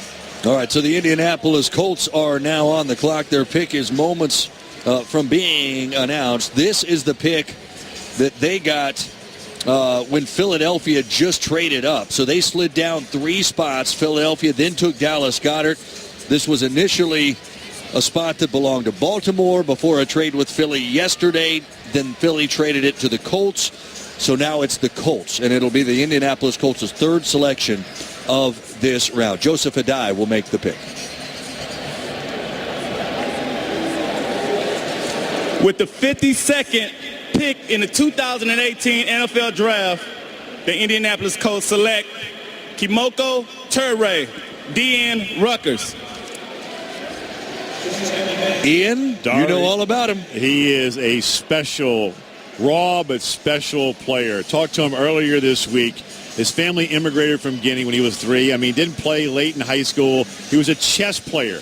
Credits chess for recognizing tendencies in football to play the game, and his work ethic comes from his family. His dad was a tailor for 45 years. Mom braids hair. I mean, and they would make him read books every night instead of being allowed to watch TV. And it wasn't about education, he said. It was an exercise my dad used on us about dedication and discipline. He said he's never had a drink. He's never smoked a cigarette because it's about focus, and you have to see it also, not just on the field, but in the game of life. And that guy, that's off the field. On the field, you watch him play. He's raw, but man, can he get to the quarterback. I love this selection by the Colts. And back home in Indianapolis, it's probably being panned because they don't know Rutgers and they don't know this young man. This is a perfect pick for this defense. Perfect. Yeah, they've got to get pressure on the quarterback. You have to find a way to be able to hit the quarterback, especially in that division. So it makes sense to be able to get an edge rusher for that defense. That's the only way you're going to get better on that side of the ball, being able to stop the run and pressure the passer. Kimoko Turay, Rutgers to the Indianapolis Colts. What does that mean? The Tampa Bay Buccaneers are on the clock, followed by Cincinnati, Carolina, then the Bucs again, and Oakland. Of course, there'll probably be another trade that changes that order. Find out the next several picks coming up. This is the NFL Draft on ESPN Radio, presented by State Farm and by ZipRecruiter. As the Tampa Bay Buccaneers have just made pick number 53 overall here in this NFL Draft, they went cornerback out of the University of North Carolina, M.J. Stewart. So Tampa Bay, with their second pick in the second round, with M.J. Stewart. Their first was Ronald Jones, tailback out of USC. They've got another pick coming 3 picks from now. Meanwhile, the Cincinnati Bengals. University, wide receiver, TJ Houshmandzadeh. What's up to all the Bengals fans over there? With the 54th pick in the 2018 NFL Draft, the Cincinnati Bengals select Jesse Bates III, defensive back, Wake Forest. Bill, you know a little about Jesse Bates, I surely do. He is a safety, 6 feet, about 205. He's got great range. He's got great instincts and great ball skills. This guy really, really can cover ground, and he reads plays as well as anybody I've seen. They played Texas A&M in the Belk Bowl, and both teams ran over 90 plays. It was the darndest marathon I've ever seen in my life. And he was making plays all the way to the end. I think he had an interception that changed the game. This is a guy who can play center field as well as anybody I've seen this past season. I think one of the most impressive parts about the young man is just his ability to recognize routes. And you don't see that a lot in the college game with defensive backs, but he looks like he's a true student of the game. So that's something that the Carolina Panthers have valued, having defensive backs that are a little bit heady, not necessarily the best athletes, but Jesse Bates, the third, I think it's a great pick for the Panthers. They need to address the secondary. They need to continue to improve that group. He went to Cincinnati. Yeah, he went to Cincinnati. I mean Cincinnati. Carolina's pick, though, is incidentally coming up next, as believe it or not, they're picking in their slot. No trade here after we've got 6 so far in the second round alone. And by the way, yes, Cincinnati needed a free safety too, so it fills a need. All right, Panthers time. To announce the Carolina Panthers selection, please welcome, from the University of Utah, offensive tackle Jordan Gross. All right, Carolina, here we go. With the 55th pick in the 2018 NFL Draft, the Carolina Panthers select Dante Jackson, defensive back, LSU. Dante Jackson, LSU. You were talking about Cincinnati. I jumped the gun a little bit. They agree with you, though. But they do need to address the defensive secondary. And you saw that last year. They started addressing it. They drafted James Bradbury. They cut Darren Worley this offseason after some issues off the field. So they needed to address the secondary. And obviously Dante Jackson was somebody that they had highly rated on their board. Dante Jackson is a great athlete. He's explosive. He can cover man-to-man. This was a defensive football team, and he really did a nice job throughout the season making plays in the secondary. This is a well-coached group. He'll come in and contribute right away. I'm stunned that was Jordan Gross. He looked like a quarterback. Well, it happens. Yeah, it happens. It reminded me to get filthy fat or filthy skinny. He got skinny. You ever see my man Matt Stinchcomb? Oh, he's Dante Jackson, by the way, he's a rail right now. Yes. Runs 4.32. That's flying. Yep. That's flying, and he's off to Charlotte with the Carolina Panthers. Guess what? We have another trade, the 7th of the second round. Details in a moment. I will simply tell you this. The New England Patriots are on the clock. Their pick coming up. You're listening to the NFL Draft on ESPN Radio and the ESPN app. He's a guy that will have a phenomenal NFL Never career. quits on a play. I want this guy on my team. I'm just excited to bring it. You're listening to the NFL Draft on ESPN Radio and the ESPN app. All right, the New England Patriots have made a trade. They've actually traded up. So in a deal with the Tampa Bay Buccaneers, they've gone up 7 spots in exchange. The Tampa Bay Buccaneers get a 4th round pick for the Patriots to slide up 7 spots. They've taken 2 Georgia Bulldogs to this point, college roommates, as a matter of fact, offensive guard Isaiah Wynn and tailback Sony Michel. What's next for the Patriots? We're going to find out. To the podium we go, the commissioner and a former Patriot wide receiver.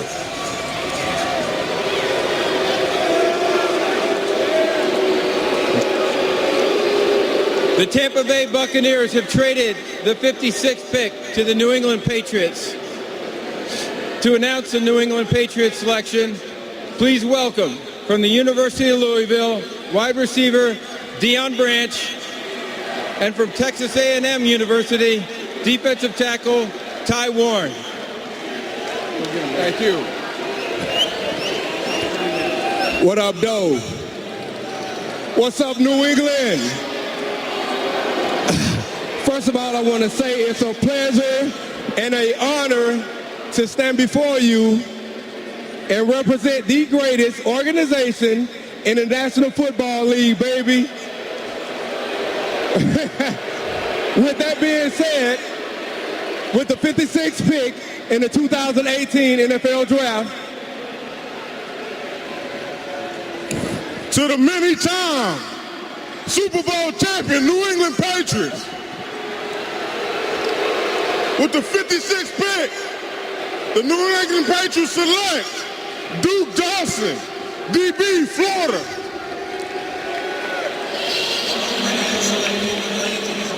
Duke Dawson, out of the University of Florida, off to the New England Patriots. So that breaks the streak of 2 straight Georgia Bulldogs that go the Patriots' way. They slid up 7 spots to get him. Good move, guys? You know, I gotta admit, I don't know a lot about Duke Dawson. The Florida, this year's Florida team didn't do a lot. I have to presume, given New England's focus on defense, that this guy is a very, very good cover guy and a very, very good run support guy. He's probably both. The numbers, I'll look the numbers up, but I would think that he's probably close to a finished product. Not obviously thought of as a second rounder by most people, but what does that mean? New England knows what they're looking for. You told me there's no such thing as a reach. That's exactly right. Mel had him listed, by the way, as the 8th best cornerback, the 2nd best still on the board. The best cornerback in his book still on the board, Isaiah Oliver out of Colorado. The Oakland Raiders pick is coming up again. Let me recap. The best available player on the board still, Darius Geis out of LSU, tailback, and Stanford safety Justin Reed. Off to the Raiders pick now here in the 2nd round. To announce the Oakland Raiders selection, please welcome from Grambling State University, Hall of Fame cornerback Willie Brown. Give it. Thank you very much. Oh, listen up. Listen up. Mother's Day is in 3 weeks, guys. 3 weeks, Mother's Day. Not this Sunday, not the following Sunday, but that next Sunday is Mother's Day. All right, you guys, remember that. You know, hey, Raider Nations, Chucky is back. We're ready to rock and roll again. And for the America, you think the Dallas is an American team? No. The Raiders are the world team. Anywhere you go, it's the Raiders. Raiders.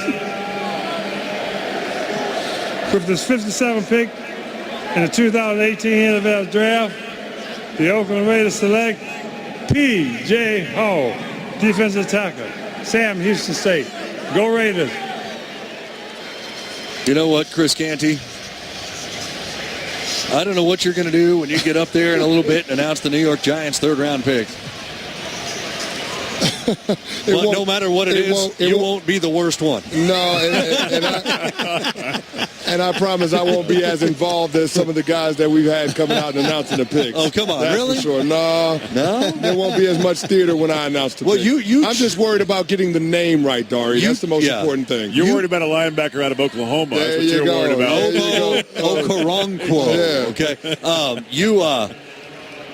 When you get down there, because look, it's the first time we've done a broadcast where one of the analysts is actually going to leave to go announce a pick.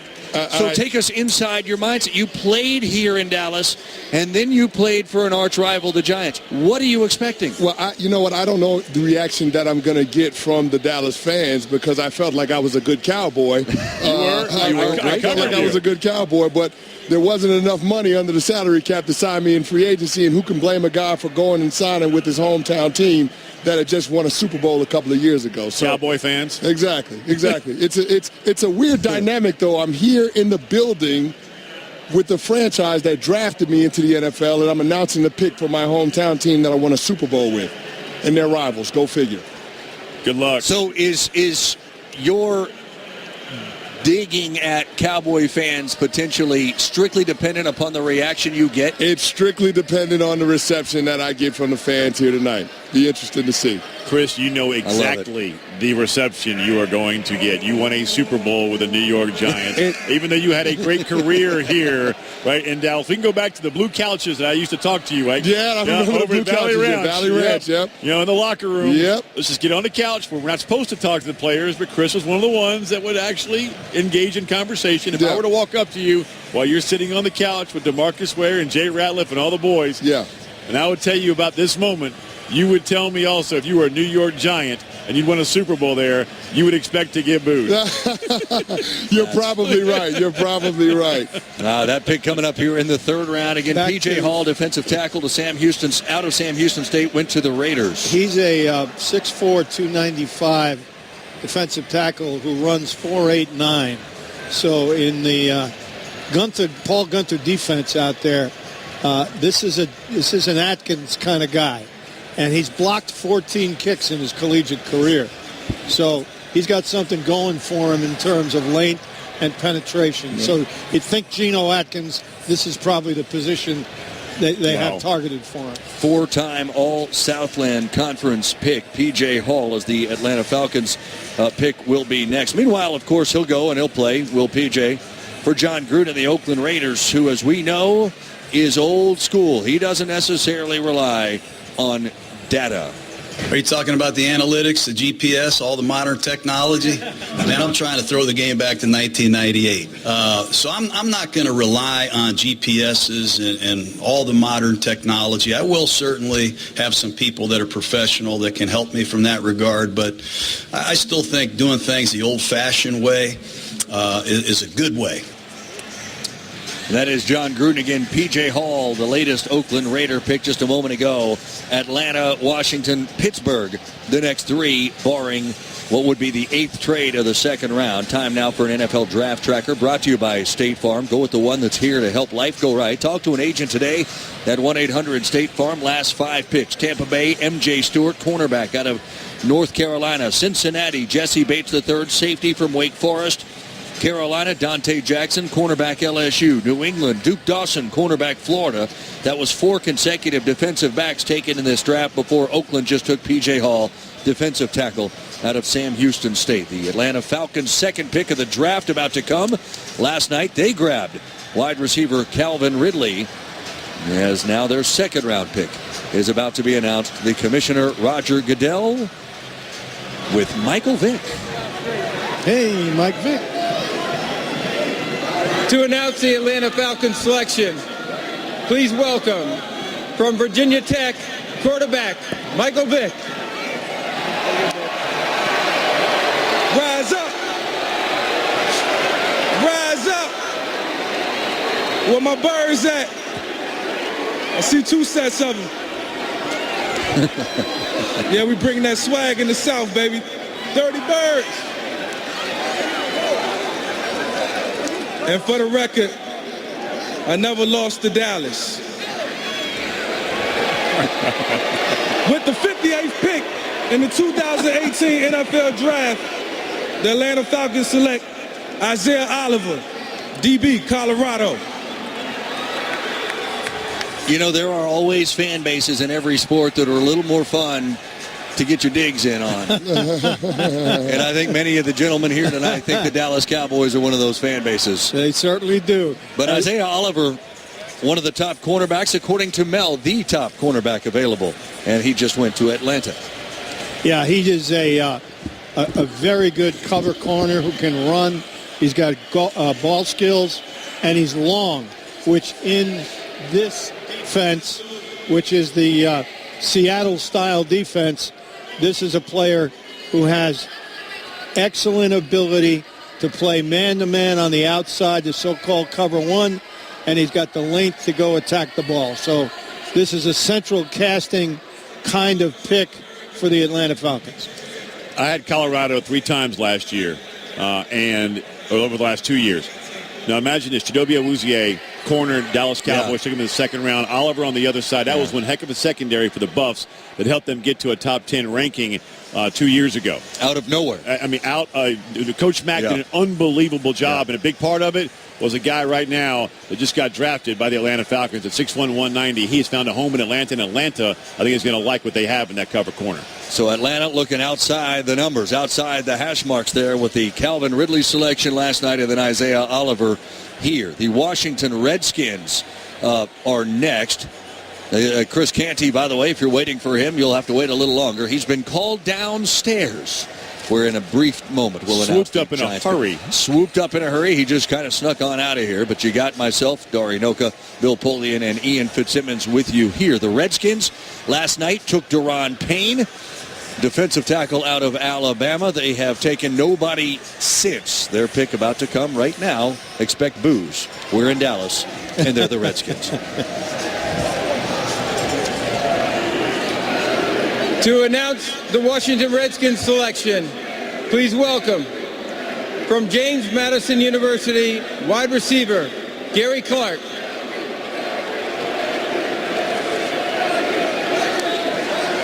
So, in correcting my New York Giant counterpart, the greatest sports franchise in the world resides in our nation's capital.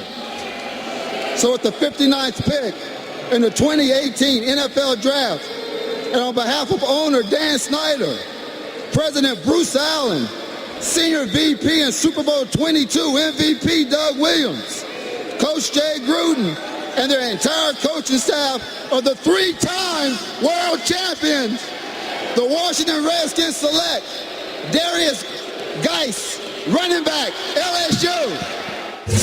Mel Kiper Jr., player profile. Early on at LSU, he was spectacular. This year, a little nicked up at times, but a 224-pounder that runs 4.49 is very impressive. Here's a guy who can make people miss. He's great at keeping his balance after that first initial contact. The defense stacked that box, yet Darius Geis was still productive week after week. So here's a guy who runs hard, very determined, and runs with a little bit of a chip on his shoulder. A north-south slam banger. He lasted this long in the draft, frankly, because there are some off-field concerns, and people shied away from him. Should have gone earlier. Put on a courageous performance on a bad ankle against Notre Dame in the Citrus Bowl. He's all football player when he puts the uniform on, and he will fit perfectly with what John Gruden wants. One cut and go downhill and run through linebackers. Darius Geis can do that as well as anybody. There are a lot of people wondering, because that's another team that I've seen a lot in person, at Dari, as you have as well, when Leonard Fournette was there, why Geis and Fournette weren't on the field more at the same time, because a lot of people, not just in LSU circles, but you talk to defensive coordinators for other SEC teams, especially in that division in the West, some people would say that Geis was more of a home run than Fournette, meaning more of a home run hitter. Which I disagreed with, but that's how he was viewed at hey, 5 can get you home just as well as Fournette There's no question. The year Fournette was hurt, they didn't skip a beat at tailback. He was sensational. He was. He went for over 1,400 yards in a relief role. Then to their point, that was what they were all talking about. Why weren't they both on the field more? Because he's that good, meaning Geis. The question is, how many of these baby cuts have turned into a gusher, and would you have major concern if you're a Washington Redskins fan? I don't know that I'd have major concern. It's just an issue. Don't forget, we're in the second round. He didn't fall to the fourth round. He's a very good football player. The LSU issue is pretty clear. I'm not one that I rarely criticize, but LSU hadn't had a quarterback since I can remember. Who's Burt Jones? Honestly, you got to go a long way. Mettenberger was probably the last one a few years ago. He's not a quarterback. We're bringing was it Ivory Soap? Is that what we're doing with Burt Jones? It's been a little while. It has, and yet they've played for and won championships since with that issue. But they have more players in the National Football League per capita than any other team. Darius Geis finally goes to the Redskins, and by the way, the Redskins are a team that don't necessarily have a true tailback that they're in love with. There is an opportunity for Darius Geis, so he probably went to a pretty good spot for him, it would seem. All right, next up, the Pittsburgh Steelers. The Steelers at pick number 60 overall, as the commissioner is going to come out and announce that pick with friends.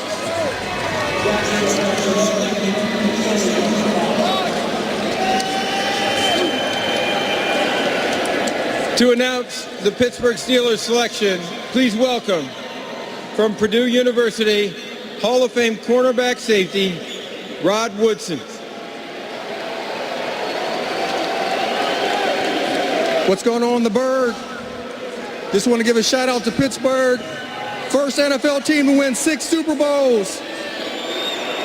All right, with the 60th pick in the 2018 draft, the Pittsburgh Steelers select James Washington, wide receiver, Oklahoma State. A product of a very exciting, wide-open offense. He goes before their quarterback, Mason Rudolph, by the way. Still no quarterback off the board the entire second round, where we've gone 28 picks now. James Washington, Oklahoma State, wide receiver to Pittsburgh. 5'11", 205, kind of a blocky build. A guy that can run. He ran a good time. He's not a great separator. And in this particular offense, which is true air raid, he does a lot of downfield work. There's some concern that maybe he's not nifty enough as a route runner. We'll see, but he certainly can go up and get the ball, and he has excellent hands. Same offense that's produced guys like Des Bryant, Justin Blackman. Of course, Blackman had issues, obviously, when he got to the National Football League and is now out of the National Football League. And now James Washington. It's, again, an offense that is catch and throw. It's phenomenal in the college level. A lot of times it doesn't translate to the National Football League. As in this offense, we've talked about it a lot, they're throwing to grass. They're not throwing to NFL windows. So I'm curious to see how this one plays out, because Dez and Blackman were physical freaks. Yeah. He didn't have the same build that those guys had. Well, he's a powerful guy, though. I'm talking like... he's not tall. He's not tall. Right. Blackman could have been special. Absolute special. When you say throwing to grass, just to clarify, you're throwing to a spot. Bang. Three steps, bang, throw to a spot. And by design, your receiver gets there. Should be there. All right, we've got our first guest of the night, by the way, as we let him get all mic'd up, get his headset on, and ready to roll. And, we bring in a cornerback out of the University of Iowa. Congratulations to you. Josh Jackson joining us off to the Green Bay Packers.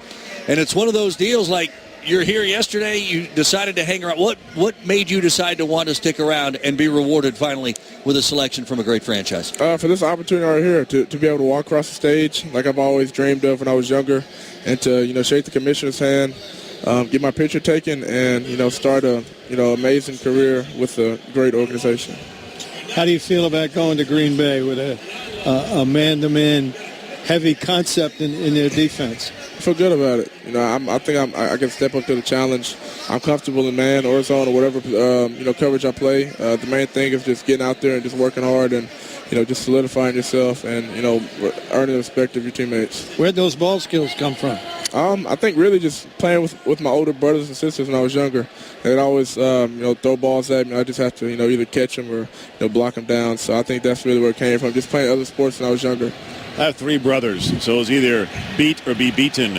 Exactly. Same thing? Yeah, but I had 4 sisters, too. 4 sisters and 2 brothers, so you definitely had to be able to, defend yourself at all times. More ways than one. Sisters might be coming at you, right? Oh, yeah, they're the worst ones. I love it. Josh Jackson out of Iowa off to the Green Bay Packers. Bill Polian's talked a lot about how you guys that played for Kirk Ferentz are always prepared for this level. What about your time at Iowa under Coach Ferentz gets you to that point? Just the everyday life, doing the little things, the mundane things, coming in with a goal, coming in through the week with a goal, and just, setting yourself up for the best success. If you prepare for a game throughout the whole week and just take time, it'll make the game so much easier. So if you try to crunch it in, at the last week, you're not going to do well, or you're going to be stressed, you're not going to feel confident. So it's just about building your confidence at the start of the week. Are you an Iron Hawk? I was close. Okay. Yeah. As a DB, we'll forgive you on that. Yes, sir. Iron Hawks, they're guys who earn weight room honors for being hard workers in the weight room. Yeah, I was a hard worker in the weight room. My goals in the weight room were, set really high. So that's a way I was constantly trying to improve myself and get better. Iron Hawks almost always make it in the National Football League. Josh, hang tight with us 1 minute. Okay. We want to get down and hear the commissioner announce the 61st pick here in the NFL draft, and we'll come right back to you. This one going the way of the Jacksonville Jaguars. Jacksonville making its first pick of this second round as the commissioner makes his way to the podium.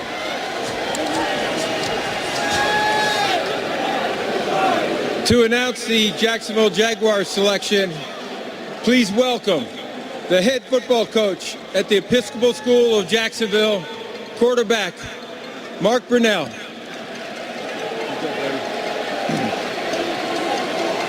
With the 61st pick in the 2018 NFL Draft, the Jacksonville Jaguars select DJ Chark, wide receiver, LSU.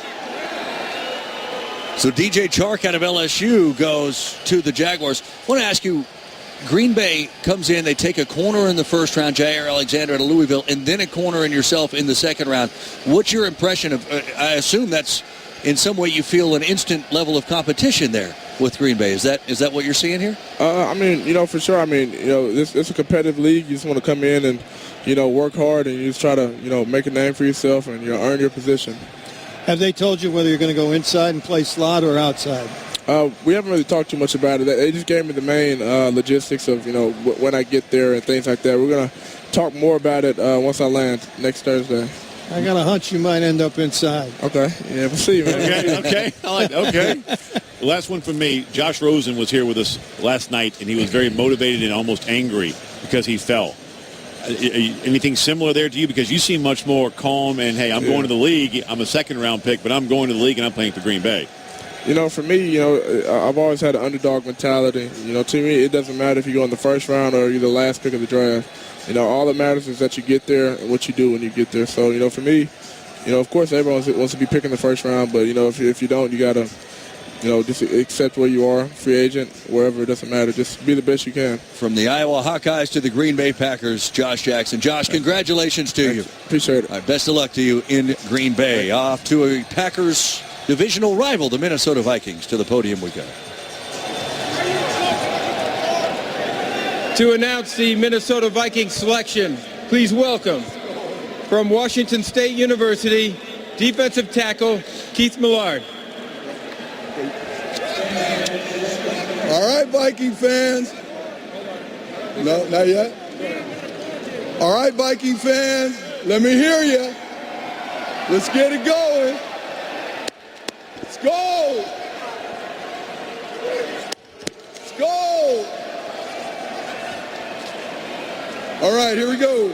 With the 62nd pick in the 2018 NFL Draft, the Minnesota Vikings select Brian O'Neill, offensive tackle, Pittsburgh. So Brian O'Neill, offensive tackle out of Pitt, off to the Minnesota Vikings. That leaves us with 2 picks remaining in the second round. Tampa Bay, and then the team that started the second round, the Cleveland Browns. That is what remains. Let's pause 10 seconds for station identification. You're listening to the NFL Draft on ESPN Radio and the ESPN app.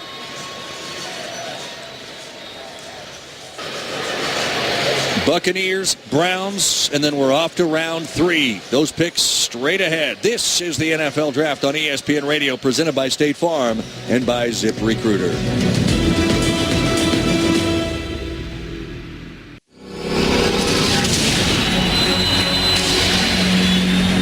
Welcome to the second and third rounds of the NFL Draft. He's got that it factor that everybody credits him. This guy has tremendous instinct to locate the ball carrier and make plays. This is the NFL Draft on ESPN Radio and the ESPN app. Coming at you from inside AT&T Stadium, home of the Dallas Cowboys in Arlington, Texas. Story Noka, Chris Canty, Bill Polian, and Ian Fitzsimmons. Canty actually down behind the stage right now. As 4 picks from now, he will be announcing the third round selection of the New York Giants. We've got a trade to tell you about. We'll do that in just a moment. But the Tampa Bay Buccaneers pick is in and about to be announced. Let's send it down that way. And a former Buccaneer, Rondé Barber. Oh, back again. I guess I should be happy that I'm not my brother, because you guys will be booing me here in Dallas. So, with the 63rd pick of the 2018 draft, and I guess I'm not making a comeback, because the Tampa Bay Buccaneers select Carlton Davis, DB, Auburn. He is the third Auburn Tiger to go here in the second round, behind Braden Smith and Kerryon Johnson, guys. So Tampa Bay goes defense, defensive back specifically with Carlton Davis of the Auburn Tigers. And Carlton Davis is a slam-bang defensive back, just as Kerryon Johnson is a slam-bang runner. This is a guy that will go fight you. He'll tackle. He's aggressive. He's an aggressive cover guy. He supports the run very well. Auburn had a really tough football team, and the 2 fellas that have been taken in this round epitomize that. No doubt. And every time you looked up, when it comes to defense and the ball was in the air, for some reason, a guy wearing number 6 for Auburn was always around it. So that's what Tampa Bay is getting. As Rondé Barber just said, I guess I'm not making a comeback, because this guy, if he plays close to Rondé, obviously the Tampa Bay fans are going to be thrilled. But he was always around the football, and that's what you want in that secondary, Bill. And the 2 players chosen ahead, DJ Chark by Jacksonville, wide receiver from LSU, put up the best numbers at the combine. They were arresting, and he's big. He's 6'3". He's a straight liner, but really has outstanding speed. They're going to work the living daylights out of him, and he'll develop. There's a trade to announce real quick. The Colts, not the Browns, are about to make their announcement official. The Colts moving up 3 spots and giving up a 6th to do it. So the Colts' 4th selection of the 2nd round is coming at you as the commissioner is making his way to the podium alongside former Colt Gary Brackett. Boy, this is alumni night for me. The Cleveland Browns have traded the 64th pick to the Indianapolis Colts. To announce the Indianapolis Colts selection, please welcome from Rutgers University, linebacker Gary Brackett. Thank you, man. Colts Nation, how you doing, baby? With the 64th pick in the 2018 NFL Draft, the Indianapolis Colts select Tyquan Lewis, defensive end from The Ohio State. Tyquan Lewis out of Ohio State. That was the 3rd-rated defensive end in this draft, according to Mel Kiper. And he is the last player taken in the 2nd round. And this is the 2nd rusher. They took 2 rushers in this round, both guys who can come off the edge. This is Freeney and Mathis, not saying they'll be that good, but it's the same blueprint, and they're following it to a T. They have taken 3 defensive players in this round alone. You talk about the 2 edge rushers, Tyquan Lewis out of Ohio State, Kimoko Toure out of Rutgers. Earlier, they took Darius Leonard, linebacker out of South Carolina State, and then an offensive guard from Auburn, Braden Smith, with them as well. 2 rushers and a will. Those are the most important positions, along with a 3-technique defensive tackle in the defense, in the Tampa 2 defense. So they've done a great job filling those holes. All right, let's welcome in our next guest to us, Connor Williams out of the University of Texas, taken by the Dallas Cowboys. Well, you don't have to go far. What's it mean to be taken by this team in this stadium here? Oh, I played my last high school game in this stadium. It's incredible, and it's a dream come true. Have they told you where they're going to play you, guard or tackle? They have not, but when I walk in the store tomorrow, I'm an open book, and wherever they want to put me, wherever they want me, I'm happy to be there. Describe the moment when you got the phone call after having to wait until the 2nd round, and you didn't have to wait long. Obviously, you're still a 2nd round pick, but you were here yesterday.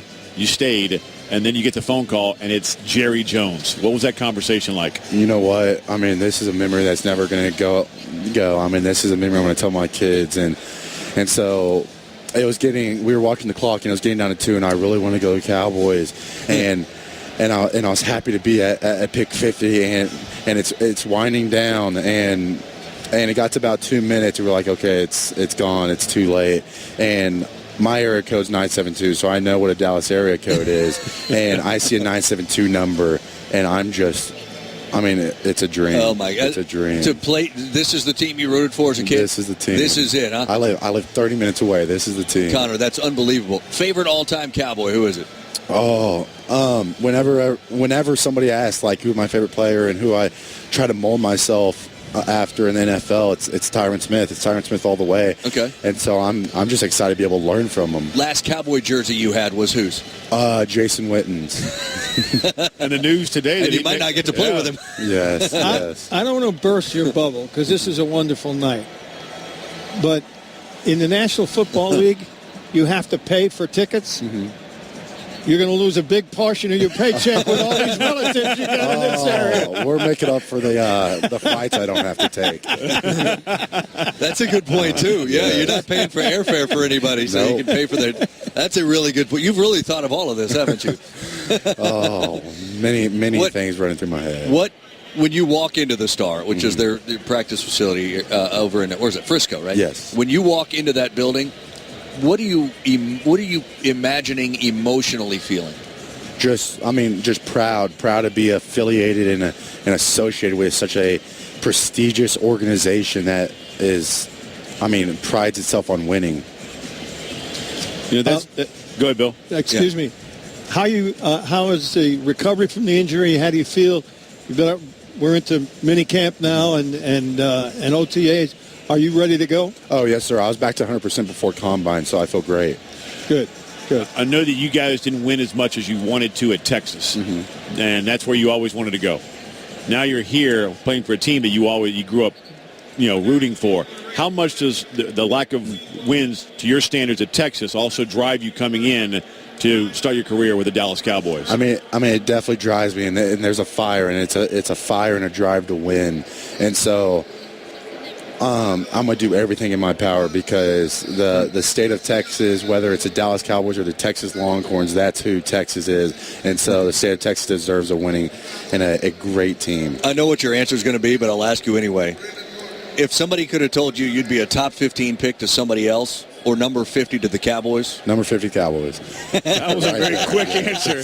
I knew it would be. He didn't even factor in signing bonuses, guaranteed money. It was 50 to the Cowboys. That's the thing. There's dreams come true when people get drafted to play in the NFL, and then there's the other level when they get drafted to play for the team they grew up rooting for and living near. Yes. Unbelievable. I mean, insane. Connor, congratulations, man. Thank you. Best of luck to you. Yes, sir. Thank you. Thanks for coming by our set. We appreciate it. Like those boots. Thank you. Oh, my gosh, those are sweet. Absolutely. I love it. There it is, newest member of the Dallas Cowboys, one of the newest members of the Dallas Cowboys. How wild is that? Grew up 30 minutes from here, rooted for the Cowboys.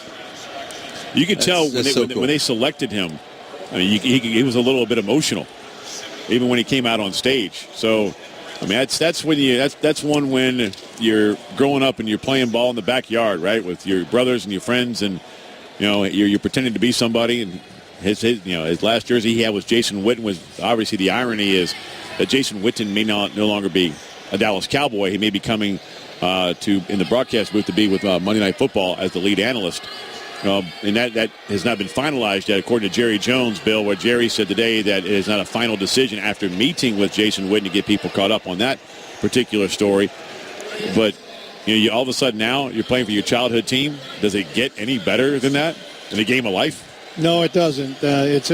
Your dreams come true when you get to the National Football League, but when it's with your hometown team, it really, there's a lot of emotion there that supersedes just getting to the league. So you're happy for a young man like that, especially one that had to overcome an injury that could have short-circuited his career.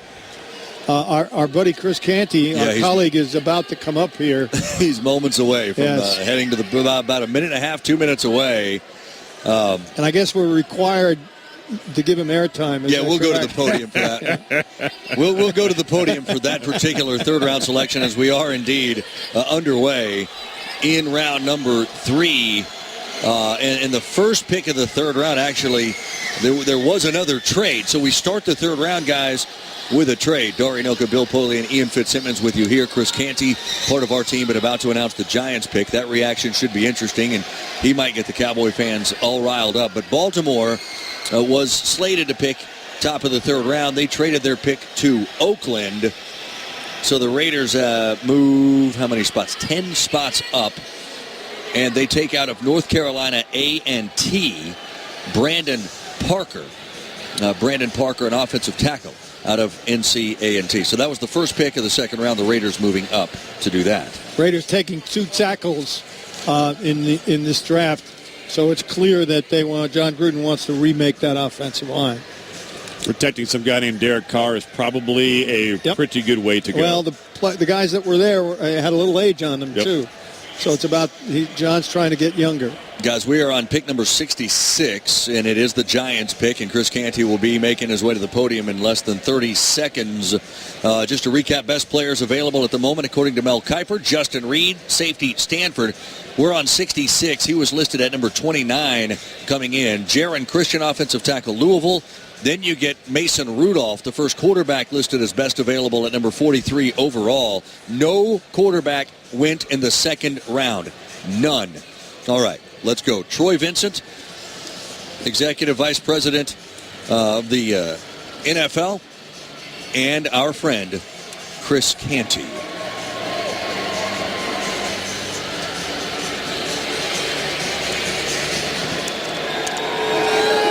To announce the New York Giants selection, please welcome, from the University of Virginia, defensive end, Chris Canty.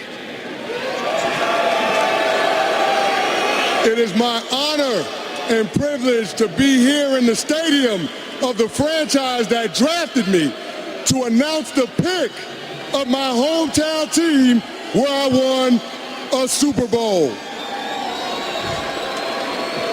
With the 66th pick in the 2018 NFL Draft, the New York Football Giants select Lorenzo Carter, linebacker, Clemson. So now we're going to have to give him some heat because Lorenzo Carter played for Georgia. He's not from Clemson.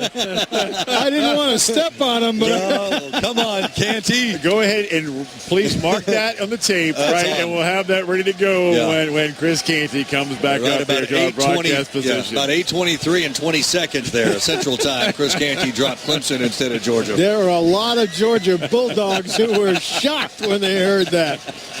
Oh, man. This guy lean was he was a monster coming out of high school. I remember going and covering him actually at the Elite 11 camp out in Oregon, Nike camp, where he was there, and he was certainly showcased shortly after, gave us his commitment to go to the University of Georgia, where he was an AP second team All SEC last year, 10 tackles, and he blocked the double overtime field goal against Oklahoma, which set them up for the win. Third on the team in tackles, just a force on a really, really good defense. Yeah, and this defense is switching to a multiple but a base 3-4 concept, and I suspect he'll play outside linebacker where he will be a force rushing the passer and making a lot of plays in the run game. He's 6'6", every bit of 240, but he looks lean at 240. He sure does. It's from the waist down, needs to get a little thicker. Lorenzo Carter then to the New York Giants. That means that Cleveland is the next team to pick. And the Browns have had seemingly a dozen picks here in day number 2 to this point. Meanwhile, the Giants again just took Lorenzo Carter. And Dave Gettleman, their GM, on the Giants' history of drafting defensive ends. Let me tell you something. I don't care what position it is. You can never have too many great players at one position. I mean, you think about us, you know, we got Strahan and OC, and we're drafting Tuck, and we're drafting Kiwanuka, and people are looking at us like we have brain damage. You can never have too many great players at one position. I would imagine you would agree with that. He's absolutely right. Yeah, he's absolutely right. And, you just keep adding good players, and you get better. Those draft choices, by the way, turned into the NASCAR line, which won them 2 Super Bowls. Because they were able to mix and match, rotating those guys rotate them across the board. Yep, keep fresh legs and attack the quarterback. And as you mentioned, the result, not one, but 2 Lombardi trophies. And while we were talking about Lorenzo Carter, the Browns snuck in and selected another defensive end. That's right. Chad Thomas, defensive end out of Miami, is off to the Cleveland Browns, who have been very, very active. Again, they last night, of course, Baker Mayfield and then cornerback Denzel Ward, and they followed it up today with an offensive guard, Austin Corbett, formerly coached by Brian Polian. Yep, running back Nick Chubb out of Georgia, or as Canty might say, Clemson, and then defensive end Chad Thomas out of Miami. You know we're going to give him some heat when he walks back up here. Chad Thomas, by the way, is a pretty good rush prospect. You like him. You like Chad Thomas. I do. Houston is now on the clock here, the 4th pick of the 3rd round. What do you think of the pace of the night so far, Bill? It's moving. It feels like it, doesn't it? It surely is, yeah. We're at a point now where we're just getting 5 minutes per pick here. And it is absolutely cruising right now. So Houston is making their pick. By the way, here in the 3rd round, we're not necessarily going to go to the podium for every single pick. By the way, the Houston pick is the first pick of this draft, and they took the best player available on Mel Kiper's big board, Justin Reed, safety, Stanford. He finally comes off the board, and he goes to Houston. Phenomenal story here behind Justin Reed. His brother, Eric Reed, was being recruited by Lance Anderson, who was, the defense coordinator for Stanford. Eric Reed, 4.0 student. His brother coming out of a small town in Louisiana, 4.0 student. He couldn't get Eric Reed on campus. Eric Reed goes on to be an All-American at LSU. Sure. Then he's playing in the Bay Area, and now Lance Anderson is recruiting Justin Reed. He calls Eric and says, I couldn't get you here. Do me a favor. Call your brother. Get him on campus. He goes to campus. They get him on the grease board. Eric Reed, 30 minutes in, says, stop. You're learning things I'd never learned at LSU in 3 years. And then Justin looks at him and says, you're right. You screwed up. I'm coming to Stanford.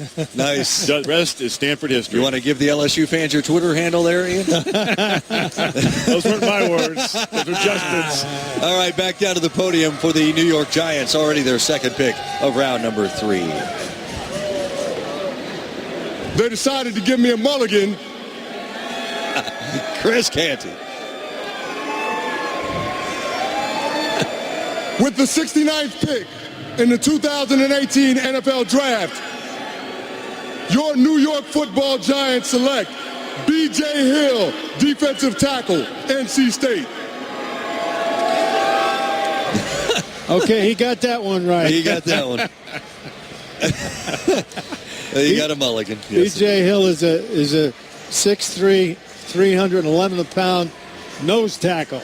Now, he can play nose in a 3-4, but he can also play 3 technique. Because he can do what you'd like a 3 technique to do, which is to crush the block and then run.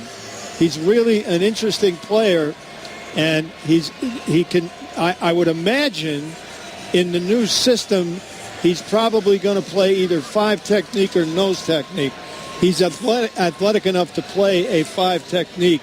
So this is a good. Giants are doing a good job, as I expected Dave Gettleman would.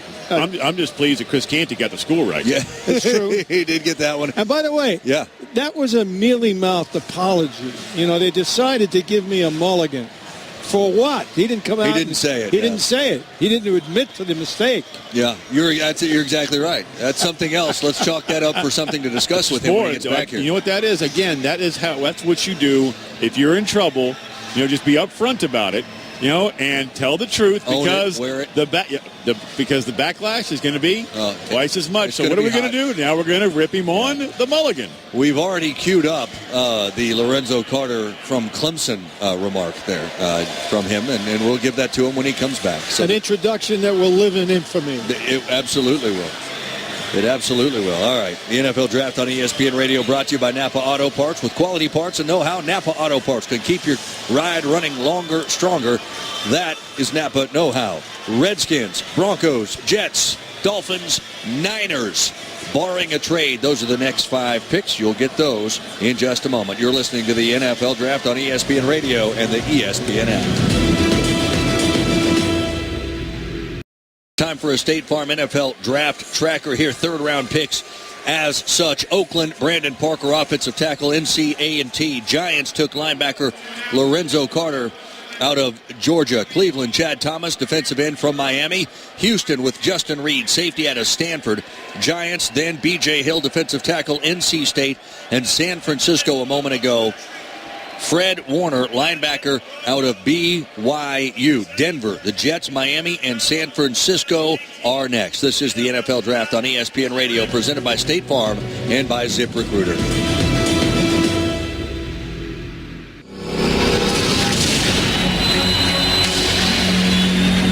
Welcome to the 2nd and 3rd rounds of the NFL Draft. And I think he's a guy that will have a phenomenal NFL career. Never quits on a play. I want this guy on my team. I'm just excited to bring it. You're listening to the NFL Draft on ESPN Radio and the ESPN app.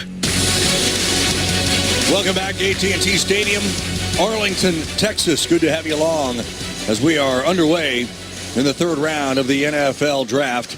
Here in Arlington, Texas, Dari Noka alongside Bill Polian, Ian Fitzsimmons. I would like to say welcome back, Chris Canty. If you wanted to know what you missed when you were away, it just so happens we have it for you. Let's take a listen to you. It is my honor and privilege to be here in the stadium of the franchise that drafted me to announce the pick of my hometown team where I won a Super Bowl. With the 66th pick in the 2018 NFL Draft, the New York Football Giants select Lorenzo Carter, linebacker, Clemson. How'd you do? I didn't do well, but I'm going to explain this. I'm going to explain this just so everybody can understand what happened. Okay. As they gave me the card, I told the gentleman, this is not where the kid went to school. He went to Georgia. And they said, announce the pick as it's written on the card. You're kidding me. I'm not kidding you. I'm absolutely not kidding you. Well, we mentioned Lorenzo Carter's name earlier in the broadcast, and I remember Ian was saying that he was a little small for what Kansas City wanted to do with an outside linebacker. So, I mean, it's not like we knew where he went to school. Oh, I know you knew. We all knew you knew where he went to school. But that's exactly what happened. You had to read what was on the card. I had to read what was written on the card. How painful is that? That's embarrassing. But I think I had a nice recovery when I came out and announced B.J. Hill, who was a terrific draft pick. I really like what B.J. Hill brings to the table, defensive tackle from NC State. Which is great. However, there's got to be an enhanced system of fact-checking in place before you hand it to somebody. This requires a congressional investigation. There's no question about that. I mean, when a man is embarrassed on national television in front of millions. Yeah. And you know you're going to do something that is factually incorrect. Willfully doing something, coerced into doing something. Coerced. That was incorrect. Coerced. Canty, you're still in tip-top shape to the point where you might be able to get a few snaps in. Was there any part of you that you wanted to look at the guy going, I am going to correct this for you on the stage? No, I didn't want to take that route. That would have been, I didn't want to overstep any bounds. This is my first time announcing a draft pick, so I just wanted to go out there and I wanted to read what was on the card. I follow instructions well. Bill Polian will tell you the scouting report on me says I'm coachable, if nothing else. Even if it's wrong. If the commissioner's still in the building, I'm going to call him right now. There you go. This needs to be investigated by the National Football League. You can't do that. You can't hand somebody a card that's incorrect and tell them, no, you can't correct it. You have to read what's on the card. That's exactly right. Bill, Someone must be held accountable for this. And not Chris Canty. And not Chris Canty, no. Absolutely not. Well, you did a good job down there. Before he gave me that explanation, I was about to recite Tony Dungy's mantra, which is no excuses, no explanations. There you go. But this actually refutes that. For one of the rare times in my life I've ever seen Tony Dungy's rules not apply. Well, no, it applies. It applies to the NFL. That's right. Yeah. To the individual that gave that order. Can you recognize that if we put him in a lineup? I can recognize that individual, Bill. Well, you did a great job. You got two picks. There we go. Now break down the Giants picks that you announced. Well, I mean, the Giants have to find pass rushers. And you look at James Betcher's defensive front. He wants to run an odd scheme. You've got to have that defensive tackle guy that can get some penetration because it's not your traditional odd man front. They want to get penetration with that scheme. So that's what B.J. Hill is all about. And then you look at Lorenzo Carter, a guy that they can move around, and he can do a lot of different things, whether it's on the ball or off the ball. He has a lot of versatility. He's a good athlete, plays well in space. I don't know if that athleticism is going to translate into being able to consistently rush the passer. That remains to be seen. But in terms of the athlete, that's exactly what you're looking for. Well, in that defense, they'll scheme him up so he gets free rushes. Mm-hmm. That's one thing. So the lightness, the lack of bulk, they can disguise that. B.J. Hill is interesting because he can go nose, he can go power 3, he can go 5. So that's a pretty good, interesting.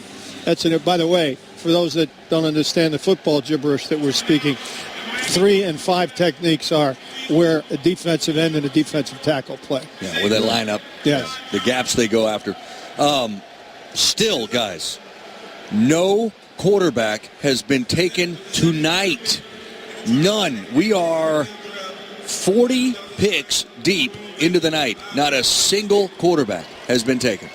And the number one name is Mason out of Oklahoma State. Right? Yep, Mason Rudolph. And how much of that, Bill, is the system that he played in at Oklahoma State? Because watching him against Colorado in the Alamo Bowl a couple of years ago, he's playing with a fractured rib. Not a lot of people knew that, and he had one heck of a game. And they absolutely crushed a top 10 team, the Colorado Buffaloes, who just played in the Pac-12 title game. I mean, it wasn't even close. And he was a big part of it. And I had a chance to sit down with him as Chris Canty just fist bumped Dari Noak and almost broke his finger with his Super Bowl ring. Ring is insane. But I had a chance to sit down with Mason at Big 12 Media Day to start last season, and he's not about the big picture. I mean, he answered so many questions with all I can control is to make sure my guys are at the workout tomorrow morning. I'm not worried about anything else. I mean, he is very, very focused and a very good leader, but he does play in the catch and throw system. I don't know that it's the system as much of the fact is that he's not mobile. And maybe in this day and age in the National Football League, got to move a little bit. People are thinking about mobility. Yeah.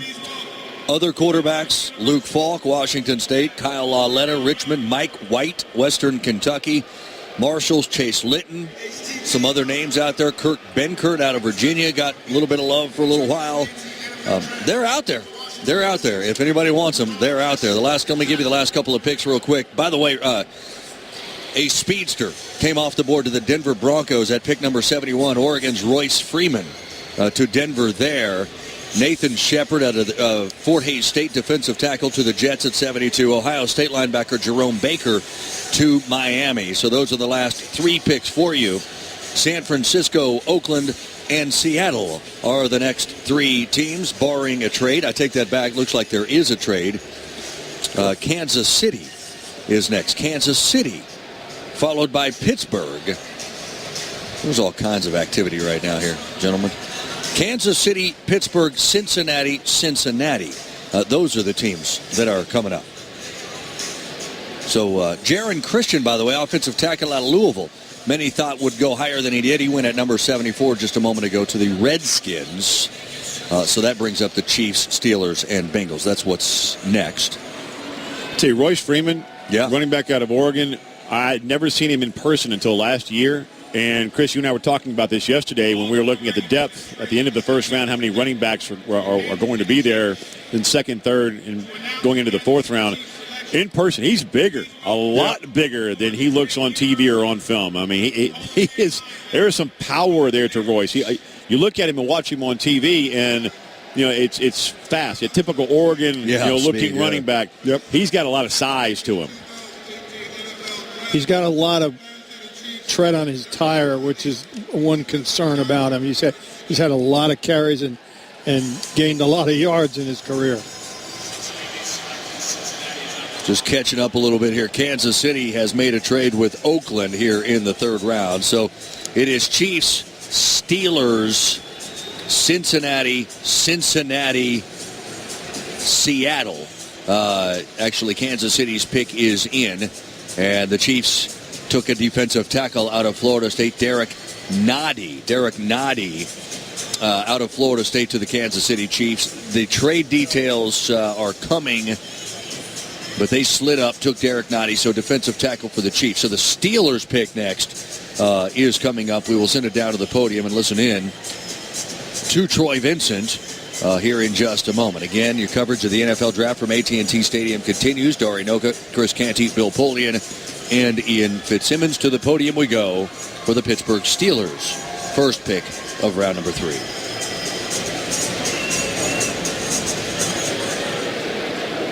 The Seattle Seahawks have traded the 76th pick to the Pittsburgh Steelers.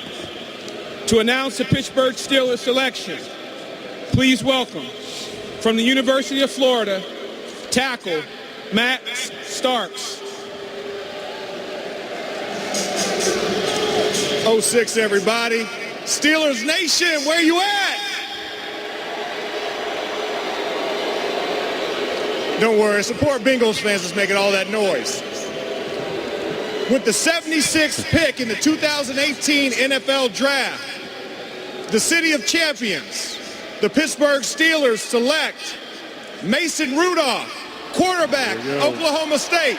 There you go. Finally, a quarterback comes off the board on day number 2 after 5 go on day number 1. Pittsburgh, of course, Ben Roethlisberger. Josh Dobbs, who they took out of Tennessee last year, who by all accounts they seem to like, and now Mason Rudolph to the Steelers. In our production meeting for NFL Live today, we were talking about Rex Ryan and Matthew Hasselbeck and myself. We're talking about prototypical players for teams. And Matthew said, the Steelers like those giants. They like those big 6'5" guys who can throw the ball down the field. That's what they got. This is a clone. He's not as active and as athletic as Ben, but he can throw it like Ben. He can throw and it. He's big and strong. You know, he was talking about how spread offenses, he says, Mason Rudolph, are now infiltrating the NFL. Listen in. We've seen spread quarterbacks come to the league the last 5 years, and they've ended up being pretty successful at the next level. And I think, you're definitely starting to see a lot more of those concepts, the high tempo type offenses. NFL teams adopting more of that philosophy. Tempo, yes, guys, but scheme-wise, system, and they're not throwing the spots. Guys aren't over there with cue cards of, Smurfs on the sidelines. I mean, it's totally different.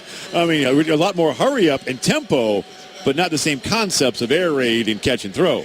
No, it's not the same, but you'll see some concepts weaved into some of the basic principles that NFL offenses run, like play action. You saw what Nick Foles did with the Philadelphia Eagles. Doug Peterson did a good job of being able to mix in play action to freeze the linebackers and being able to dump it behind. So you do have some of those RPOs, run-pass option concepts built in. But, I mean, you're not throwing the spots. Again, it does take a degree of accuracy and throwing it into a certain window. It's interesting. I was talking to the Cowboys quarterback coach a couple of years ago when Dak, no, it wasn't Dak, it was someone else who was coming out that he'd worked out. And I said to him, how far behind is he? He said, Bill, he's never used his voice. He's never called a play. He's never called a protection at the line of scrimmage. Going back to 7-on-7. He's never called an audible. It's all called from the sideline. He said, I had to teach him to use his voice. He didn't know how to do it. That's an amazing transition. And again, it's not a fault of college coaches. Their job is to win college games. That's right. It's just a difference. College football is about putting better athletes in space and allowing them to do what they do.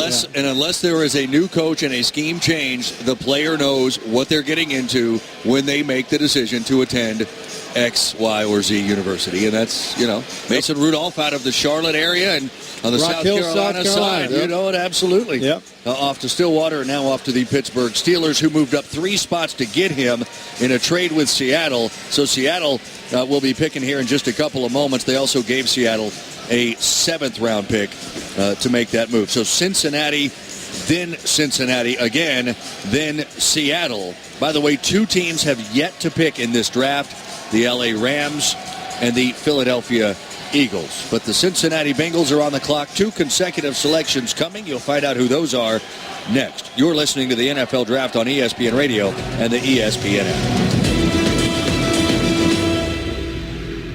You're listening to the NFL Draft on ESPN Radio and the ESPN app. Dari Noka, Chris Canty, Bill Pulley, and Ian Fitzsimmons with you from AT&T Stadium. I want to correct one thing. The Eagles, I said, had not made a pick yet. I stand corrected. All that drama earlier with David Akers, their longtime kicker, at the podium, giving it to Cowboy fans before they took Dallas Goedert, tight end out of South Dakota State, after moving up in front of the Dallas Cowboys, who we believe would have liked to have had Dallas Goedert. So the only team that has not made a pick in this draft to this point is the Los Angeles Rams, who are slated at pick number 87. We currently sit at pick number 78. Guys, Ohio State defensive end Sam Hubbard just went south and west to Cincinnati. And then Malik Jefferson, linebacker Texas, right after that also to Cincinnati. So Sam Hubbard was a guy that his name is all over the Ohio State record books when it comes to tackles for loss and sacks. And he wasn't even going to play football in college. He was a star lacrosse player at Cincinnati Moeller while moonlighting at safety. And Urban Meyer and then the special teams coordinator there, Kerry Coombs, who's now with the Tennessee Titans, they're at Moeller scouting another player and talking to the football coach, and they saw this big athletic kid playing dodgeball. And they asked Coach, who's that guy? And he said, it's Sam Hubbard. He plays safety for me, but he's going to Notre Dame on a lacrosse scholarship. And Urban says, he's a football player. He says, yeah, he's good, but he's going to Notre Dame on lacrosse. At 6'4", 200 pounds, he goes and meets with Urban Meyer. Later that year, quits lacrosse to focus on football, doesn't go to Notre Dame, goes to Ohio State as a safety, puts on all this weight. Next thing you know, he's an all Big Ten tight end. He's now a 3rd-round pick of the National Football League. I asked Urban Meyer last year, what made you think he could put on all of that weight? He told me, I didn't. I thought he'd be a heck of a safety. Here he is, being drafted in the National Football League from Notre Dame and lacrosse to the NFL. The two players that have gone behind Sam Hubbard, Malik Jefferson to the Bengals is really a talented player who's inconsistent, but does he pack a wallop? And he can run. He's just got to get better at assignments and playing in space, playing under control. And then Rashawn Green from USC, who is a valuable rush guy. He's an unfinished product. He's raw as can be, but, man, can he rush the passer. He's naturally slippery. Let's go. You know, you look at the AFC North. We know change is eventually coming, right? Yep. Pittsburgh's getting older. Baltimore's getting older. Cleveland, we feel, may be getting better. And then there's Cincinnati and Marvin Lewis, and they continue to either get to the playoffs and lose or fall short of expectations in general. How does Cincinnati become a consistent winner, not just in the regular season, but beyond? Exactly the way they're doing it now. Get that defense to where it's dominant. And they're taking steps in that direction. They drafted the Wake Forest safety. Get smart guys. Get guys who play hard all the time. I know Vontaze Burfict is there, but you know what? He probably cost them a chance at the Super Bowl a couple of years ago. So get rid of those guys. Get the high-character guys who play hard, and you'd be surprised how well you play under Marvin Lewis. Good to have you with us inside AT&T Stadium as we're pushing through round number 3. Let's pause 10 seconds for station identification. You're listening to the NFL Draft on ESPN Radio and the ESPN app. Was Houston picking in that spot that they picked this? Just a moment ago, after Rasheem Green out of USC defensive end was taken by Seattle, Martinez Rankin, center out of Mississippi State, goes to the Houston Texans. There's a little buzz in the building because the Dallas Cowboys are on the clock. And again, 5 minutes between picks in the third round. And I'm telling you, guys, it is absolutely flying tonight. But let's go to the podium right now where the buzz surrounds the Cowboys.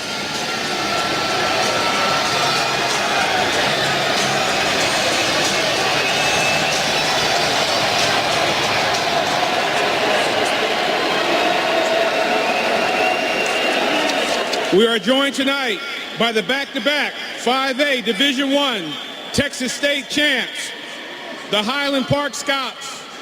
They are led by the 2016 NFL High School Coach of the Year, Randy Allen, and assistant coach, Grayson Wells. These student athletes were selected by their teammates to the player committee for demonstrating leadership. To announce the Dallas Cowboys selection, please welcome from the University of Wisconsin, center Travis Frederick.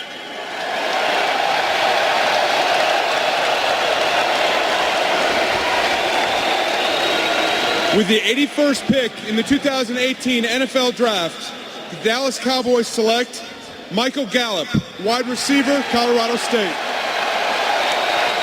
So they get a receiver in round number 3, Colorado State's Michael Gallup, an all-Mountain West team member.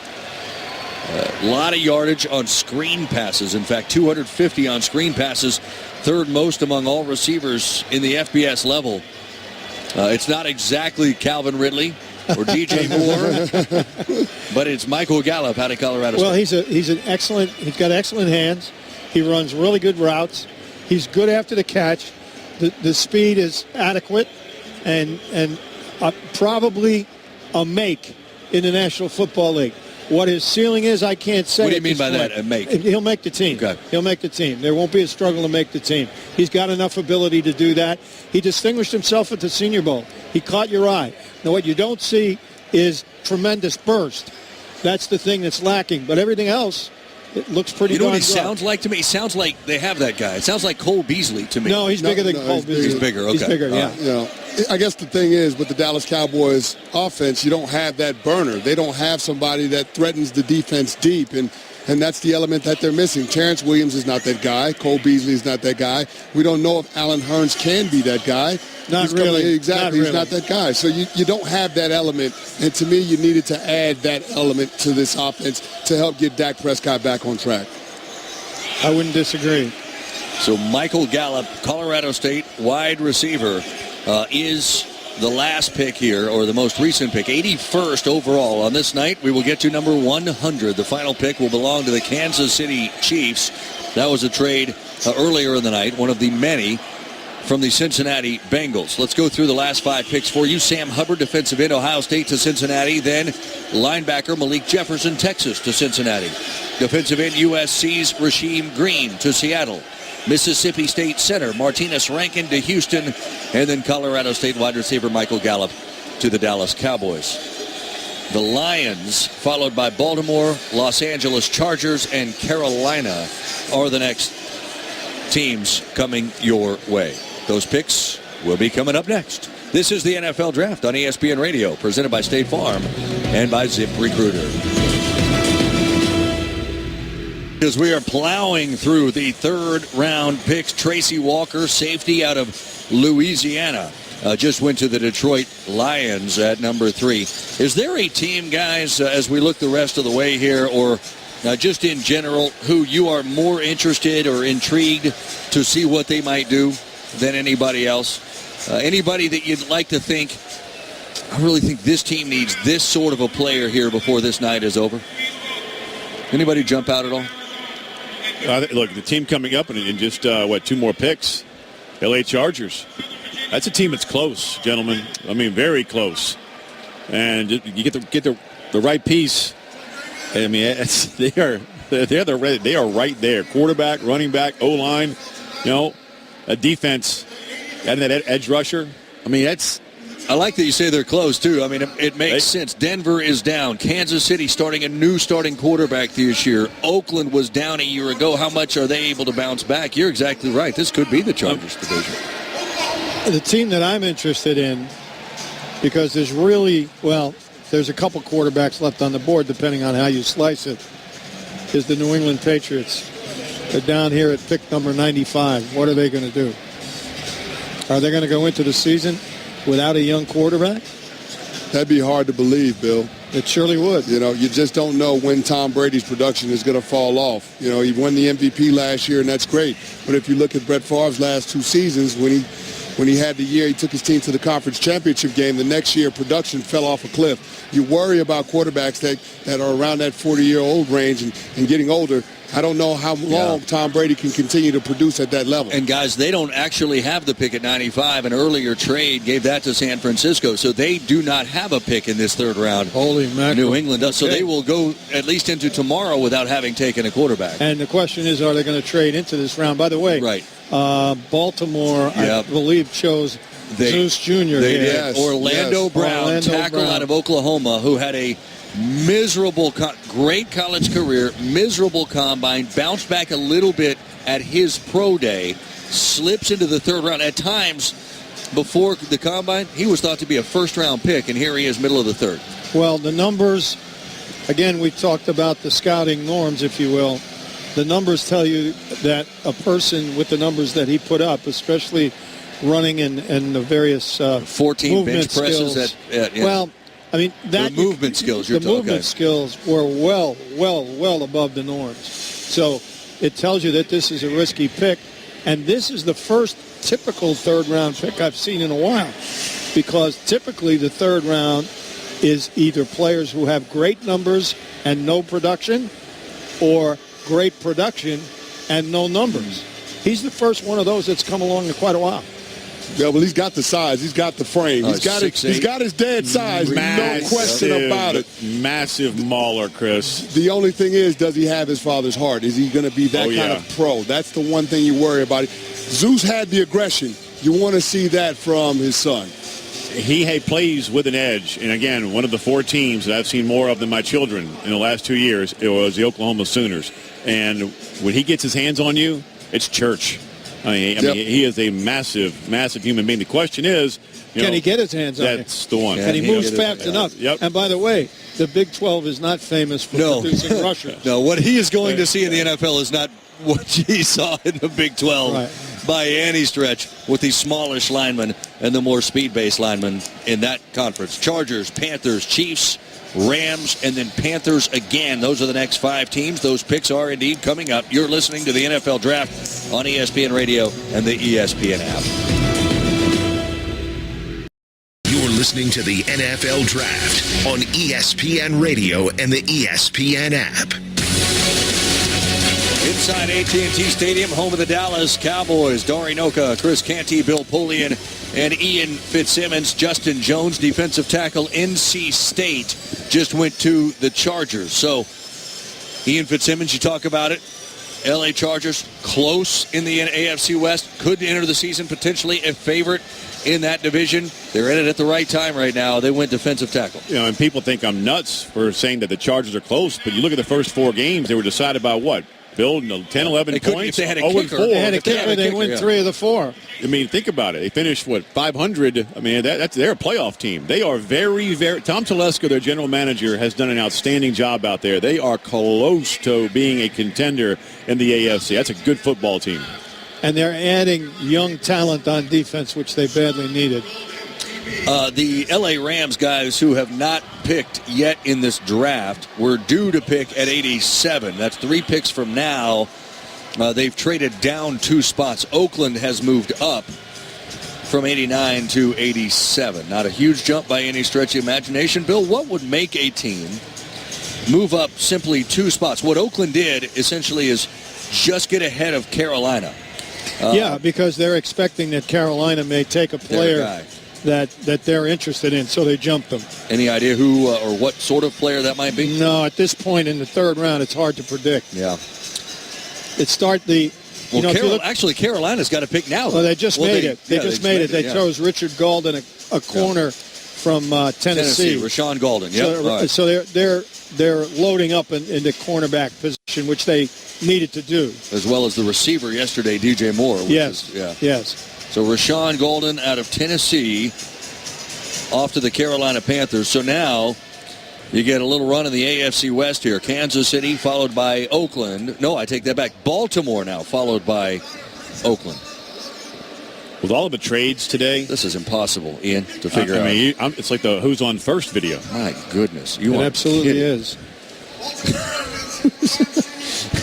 With that, Baltimore, then Oakland, Carolina, then the first pick of the draft by the Rams is what is up next. Actually, let me. Baltimore just took a tight end, a big Mark Andrews, tight end from Oklahoma, who likes to line up in the slot in college. He's a little bit of a different sort of tight end. Yeah, this is an athletic tight end who really plays detached. He's less of a blocker than Gesicki. Along the same lines, very productive, not quite as athletic as Gesicki, but he will be a big addition to if I'm correct, if it's Baltimore, he will be a big addition to their team. Yeah. Because Flacco and the young quarterback need tight ends. Lamar Jackson. A tight end, a receiving tight end is a rookie quarterback's best friend. Was it Lamar Jackson utilized the heck out of? Was it Cole Hicatini? Is that who he had at Louisville? That's exactly right. Yeah, he utilized the heck Especially out of against him. Florida State when they hung 70 on him. When you look at Mark Andrews, I mean, I think that he is one of the more underrated guys in this draft. Now, to your point, Bill, he's not an inline blocking tight end. He is going to line up in the slot, in the backfield. He was lighter his junior year, put some weight on last year, and his production dropped a bit. Plus, he had a concussion against Ohio State. But all in all, it's a 2-time Big 12, all Big 12 selection. He's got great hands, runs crisp routes.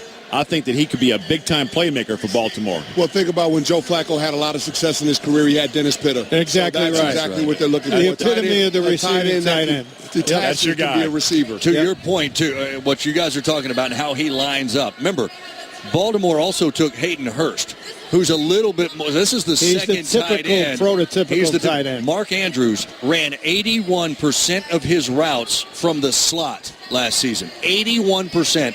Third highest in the country among all tight ends. All right, so that's He's a big Baltimore. slot. That's what he is.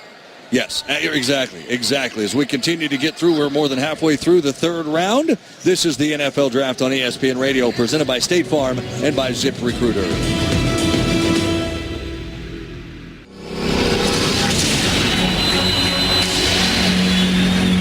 Welcome to the second and third rounds of the NFL Draft. He's got that it factor that everybody credits him. This guy has tremendous instinct to locate the ball carrier and make plays. This is the NFL Draft on ESPN Radio and the ESPN app. Welcome back to Arlington, Texas, home of the Dallas Cowboys, alongside Chris Canty, Bill Polian, and Ian Fitzsimmons. I am Dari Noka as we continue to plow through round number 3 in a very fast-paced day 2 of the NFL Draft. There gets to be a certain point of the night where we say, thank goodness, when it starts flying like this. Guys, the last pick off the board right after Mark Andrews, tight end out of Oklahoma, went to the Ravens. LSU linebacker and defensive end Arden Key to the Oakland Raiders. Well, Arden Key has a checkered past, to say the least. So, that's being in many ways, he'll feel at home with the Raiders. Oh, come on. A lot of issues with Arden Key, and when he's right, man, he is a wrecking machine. But last year, there were a lot of issues with Arden Key. I can't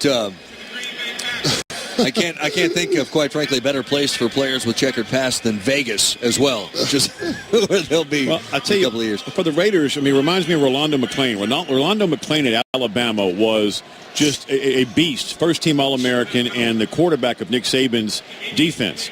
But the one team that everyone around Rolando McClain and the Alabama family, in that coaching staff on down, the one team they didn't want to see him go to was the Raiders. And we all saw how the rest of Rolando's career panned out. One really good year here as runner-up as NFL Comeback Player of the Year here in Dallas. And then all of a sudden it's gone again. And Rolando was one of Nick Saban's favorite players. The one place he didn't want to go was to the Raiders. Arden Key, where'd he end up? The Raiders. I hope we can see the Arden Key we saw 2 years ago at LSU. He is a tackling machine and a sacking machine when he's right. Yep. But, boy, he has difficulties all over the place. Last pick that just came in, Packers. You talk about a tackling machine. Vanderbilt linebacker Oren Burks all over the football field around the SEC. He just went to Green Bay at number 88 overall. And with that, we're going to get you to the podium for the very first pick in this entire draft to be made by the Los Angeles Rams. To announce the Los Angeles Rams selection, please welcome from Indiana University, offensive lineman Roderick Saffold. Yes, finally, the NFC West champions get a pick in the draft. With the 89th pick in the 2018 NFL Draft, the Los Angeles Rams select Joseph Noteboom, tackle, TCU. Horns up. So they go offensive line with their first pick of this draft, do the L.A. Rams. Guys, we talked a lot about the activity. All right, here's an update for you. A little context. We talked about how many trades there have been. As of right now, there have been 20 total trades. 20. For context, last year we saw more trades through the entire draft than ever before, 38 through 7 rounds. We are at 20 currently. Wow. Not quite finished with round number 3 yet. What it tells you clearly is that guys are not waiting for the board to come to them. They're targeting specific players that fit their system, that they feel can help them right away, perhaps filling needs, perhaps because their system fits, but they're targeting and going after them. And the currency that's being paid for the movement here in these rounds is very, very low by comparison to years past. I'm astounded. Guys are moving 8 and 9 spots in the second round for a fourth. Yeah. Wow. Yeah. I mean, that's really, it's like, hey, I want to get out of here. Just give me whatever you want. And you go ahead and take that pick. The other thing we've seen here, as I mentioned before, but I think it bears repeating, is great use of intelligence by general managers. They are saying, hey, listen, the Dallas Cowboys are 2 slots ahead of me, and they badly need a tight end, and Jason Witten may retire. If I want a tight end, I better jump over them. and I don't necessarily care what price I pay in order to get over them. That happened at least 3 times that I know of in the second round. So, that's great work by the general managers and their staffs. That's draft management, which is a new trend in the National Football League, and I think it's probably a function of more and more information being available. Absolutely. Yeah. I was going to point to the analytics. That's what's allowing people to move around in this draft, giving them the flexibility. But I think you're right, Bill. They're very targeted in their approach and trying to get the players that fit what they do, their football philosophies, and there's a sense of urgency to make sure that they get those guys. That's why they're not waiting for the player to fall to them. In your specific example, too, the Eagles, they jumped 3 spots to get that tight end, Dallas Goedert, ahead of Cowboys. All they did was they gave the Colts a 5th-round pick. So, yeah, to your point, it's a big move, really, relatively speaking, because of who they got in front of. Yeah. And they took a guy that a lot of people thought could have been a first-round tight end. Yeah, and the sellers are not taking that into consideration. Right. They're saying, oh, okay, you want to do that? I'm fine. I know you're jumping the Cowboys to get the best tight end left on the board, but go ahead. Go ahead, do it. It's in the other conference. NFC South. A couple of teams coming up next. Falcons and then the Saints. Those are the 2 teams next on the clock. Those picks are coming straight up. You're listening to the NFL Draft on ESPN Radio and the ESPN app.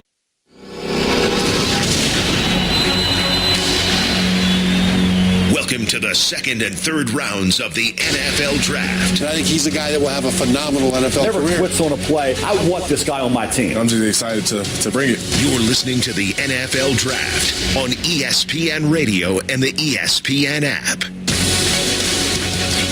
Welcome back to AT&T Stadium in Arlington, Texas. Dory Noka, Chris Canty, Bill Polian, and Ian Fitzsimmons. Let's get you caught up on the last couple of picks. Joe Noteboom out of TCU, offensive tackle, went to the Rams. The Rams' first pick of this draft. And then Dedrin Senat, South Florida, defensive tackle, to the Atlanta Falcons. The Saints are currently on the clock, followed by the Pittsburgh Steelers and the Jacksonville Jaguars. And Jacksonville's a team, obviously, took great strides last year, reached the AFC Championship game.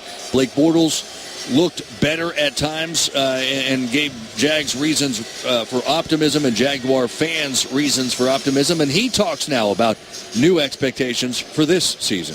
For the first time, since I've been here, there was proof that what we had done worked. There was a bit of, kind of hard, concrete evidence. The bar's been raised. The expectations are different. I think guys are coming back this year with a totally different attitude and kind of a hunger to reach that final game and go win it.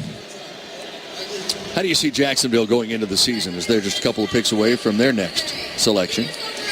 Well, truth in lending, my son Christopher is the director of player personnel, but I haven't talked to him in the last 3 days, so I can't be accused of spreading information. That's exactly right. By design, by the way. Good. But they're going to play a different way. They're going to run the football. They're going to play great defense, and they're going to build their team accordingly. They recognize that Bortles has, certain characteristics that don't allow him to carry a game. I don't think they mind a whole heck of a lot if he runs the football. and honestly, because he's good at it. Yeah, okay. He's good at it. I'm not denigrating him by saying that. In fact, there are plenty of people in the city of Jacksonville who feel if he'd run the ball a little bit more in the second half of the championship game, they might have well gone to the Super Bowl. Yep. But the defense was the best defense in the National Football League last year. They've added to it today with a promising 3 technique from University of Florida. And they're going to stay with that blueprint. That's a Tom Coughlin blueprint. It's a Doug Marrone blueprint. And that's what their personnel people are doing. David Gettleman and Chris and a whole bunch of guys. To me, they've addressed 2 of their 3 major needs. They got the defensive tackle in Taven Bryan, and then they came back and got DJ Shark, really athletic receiver. Now I think they've got to do some work up front with the offensive line group. It's a group that could use an upgrade in talent, maybe some depth. So I think that's one of the things that they've got to consider moving forward, especially, Bill, with them being a team that wants to be a power football team on offense. I agree completely. We always talk about quarterbacks in this draft, in any draft. The fact that only 1 has gone off the board today, 1, we've had 58 selections. 1 quarterback has gone. Keep an eye on, maybe not today, because we only have, 8 picks left, but maybe in the 4th round. there's a certain quarterback at Richmond that has some characteristics that are very similar to a head coach in New England. Lacrosse player in his past. That's it, Kyle Lauletta. Naval Academy background. A lot of ties as far as similarities between quarterback at Richmond, Kyle Lauletta, and the head coach in New England, and Bill Belichick. And by the way, Kyle Lauletta, while not having the arm that Jimmy G has the smarts, the processing ability, and the release that you typically see in a New England quarterback. He's the one that, at least as I look at it, having played against them so long and broadcast a lot of their games, you and I in years past, he looks like a New England quarterback to me, much more than the young man from Oklahoma State did. Mason Rudolph. Mason Rudolph, yeah. Patriots, by the way, are not on the board with a selection until a bit deeper into the fourth round. Meanwhile, Pittsburgh is about to make a selection. They'll be followed by the Jaguars, who we were just talking about, and then Minnesota and San Francisco. That San Francisco pick did initially belong to the New England Patriots. The Steelers pick is being announced as we speak. We'll give that to you and then set you up for the Jaguars and Vikings, who will be next. So Pittsburgh selection, Chukwuma Okorafor. Yes, tackle, Western Michigan. Okorafor, yep. Yeah. Born to be a Steeler. Big mauler. He's got pretty good feet. He's got length. He's in the mold of Steelers. I mean, 6'6", 320. They don't change their MO. That's why they've won so long. Kevin Colbert and his staff know exactly what they want, and Mike Tomlin is right on top of it, and Chukis is exactly one of those guys. Note to self, don't go on the fly announcing a pick, just in case a name like that pops up and I don't know it off the top of my head. Jacksonville, Minnesota, San Francisco, those are the three teams that are next. This is the NFL Draft on ESPN Radio, presented by State Farm and ZipRecruiter. Guys, one pick did happen while we were away. Jacksonville, with what was Mel Kiper's best still on the board at the time, Ronnie Harrison, safety, Alabama, becomes the fifth Alabama player to come off the board, and he is a good one, part of that Nick Saban defense. We often see so much success from the Alabama players and NFL readiness to some degree, and now Ronnie Harrison's off to Jacksonville. One thing you don't have to worry about with Alabama defensive players, they're not afraid to stick their face in the fan. They're going to be physical. They're going to be in your face, and that's exactly what Ronnie Harrison is. He's going to provide that for the Jacksonville Jaguars defense, maybe a year to learn or two before he's asked to be in a prominent role on that defense, but I like the pick. So Tampa Bay and then San Francisco are the next two teams to make their draft picks coming up here. Tampa Bay, followed by San Francisco, then Buffalo, Arizona, and Houston. We talked about New England. Will they at some point go get a quarterback? They are actually picking fifth in the fourth round. So that's only 4, 5, 6, 7, 11 picks from now. You'll get that, of course, on Saturday. Does it feel like this has slowed down a little bit? The third round has slowed. Trades. Is that normal? Not as many trades. Yeah, a little bit now. It's slowed down. But, boy, oh, boy, the pace was hectic prior to that. There were so many trades. We're getting down now in the third round where you've probably, on most boards, exhausted the guys that you really want to go and get. You were telling us, by the way, 26 SEC players have now gone. 26 of the 93 that have gone in this draft come from the SEC. Bill, what were you telling us about the way the war room works? And you've got somebody putting names up on the board.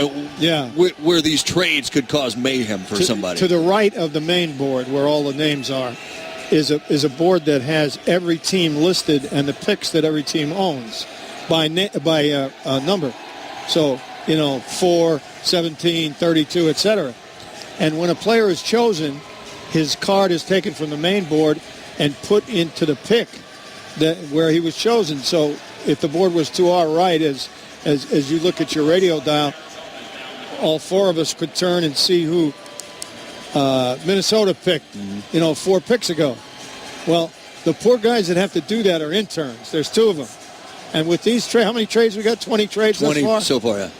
They probably have broken arms, and they're out of breath. They're running from the board. Where did this guy go? Who did that happen? And by the way, now they don't come in over the telephone the way they used to. The fellows that are here handing the cards in are largely ceremonial. It comes by the internet. So there's a talker in the room who sees the internet, and I can imagine what the conversation is. We have a trade. Oakland moves to 72. Cincinnati gets 93 and 146. And someone's going, what? Give me that again. Hold on. and those interns may have thought going into this draft that they had a really cool job, some coach's nephew or whatever it may be, and all of a sudden their stress level went through the roof. All of a sudden, I'd pick 41 in the second round. Yeah, it did. But then that intern goes to his buddies. The next time he goes and grabs a beer, and he says, you know what? I had a little bit to do with that pick. Yeah. You know, that home run we hit, I suggested it. I put it in Polian's ear. And the worst possible thing that can happen is the owner turns around and says, what was that, Bill? Oh, Lord. Hold on 1 second. Mr. Intern, what was that? Mr. Intern. Oh, my goodness. That poor young man is probably sucking his thumb in a fetal position at the end of this thing. You may be right about that. You may be right about that. All right, a couple of picks have just crossed the board. First off, Tampa Bay at number 94 overall, number 30 in the third round, took offensive tackle Alex Kappa out of Humboldt State. So the Buccaneers go that way. And then just a moment ago, San Francisco, who's on the rise. They won their last 6, of course, with Jimmy G as quarterback. Went safety out of Southern Miss, Tarvarius Moore. And so that is who the 49ers have gotten. And speaking of the 49ers, this is one of the teams that was the hottest at the end of the year. General Manager John Lynch talking about how he wants to maintain the momentum moving into this season. The story's not yet written, and Jimmy knows that. That's one thing he's very cognizant of, that we got a lot of work to do. Bill Parcells said it best, you are what your record says you are. We were a 6-10 team. We were 1-5 in our division. Did we finish strong? Absolutely. I can tell you that in Tampa, when we were trying to turn it around, there were years we finished strong. That doesn't guarantee success the next year. So it's back to trying to improve our franchise in every way we can, and it's back to good old-fashioned hard work to make sure that we do carry the momentum that we had forward into next year. Guy, can momentum carry from one year to the next? Yes, it can. It's like the old baseball saying, momentum is tomorrow's starting pitcher. Well, their starting pitcher every week is Jimmy G. So you like that? Yes, that's a good way to go to the mound. Momentum. So, just to clarify what I've learned this weekend, no such thing as a reach. There is such thing as momentum. There is. And as long as you have a quarterback. And there is a chip on the shoulder. No. It's just not good to play with. That's exactly right. Just parts of what I take so much home every year from working the draft with you, Bill Polian. At times, I don't miss working NFL games every weekend with you, Bill Polian. All right, we are nearly into the compensatory zone. Buffalo is the last official third-round pick, and then you get into the compensatories: Arizona, Houston, Denver, KC, and then we are finished with round number 3.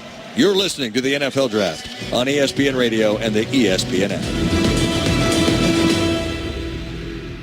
Factor that everybody credits. This guy has tremendous instinct to locate the ball carrier and make plays. This is the NFL Draft on ESPN Radio and the ESPN app. AT&T Stadium, the site, NFL Draft, first ever NFL Draft inside a stadium, as the Buffalo Bills have just made a selection that you, Ian Fitzsimmons, are a fan of. Buffalo taking from Stanford defensive tackle Harrison Phillips. We're getting ready for UCLA Stanford in Palo Alto with Bill Rosinski and David Norrie on ESPN Radio. And you put on the film, and a guy wearing 66 in the middle of that defense is living in every offensive backfield. And so we're talking to David Shaw, and I asked him about, all right, tell me about your big hog molly in the middle there, Harrison Phillips. And he said, it's hard not to have just a full-on man crush on Horrible Harry. He does all the little things right that lead to big plays, and he's nasty. In every sense of the word, he is just nasty. That's why we call him Horrible Harry. And then he says for a defensive tackle / nose tackle to lead a team, and yeah, we'll line him up on the nose, to lead a team in tackles for loss in big boy college football, it's amazing. And he epitomizes what we represent, intellectual brutality. Double major at Stanford with a nickname, Horrible Harry.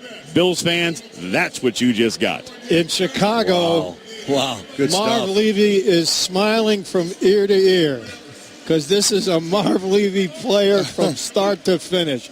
Plus, he's got a wrestling background. This guy is going to step in and make Bills fans happy as can be. This is a great football player and a really great pick for the system that the Buffalo Bills play. Love it.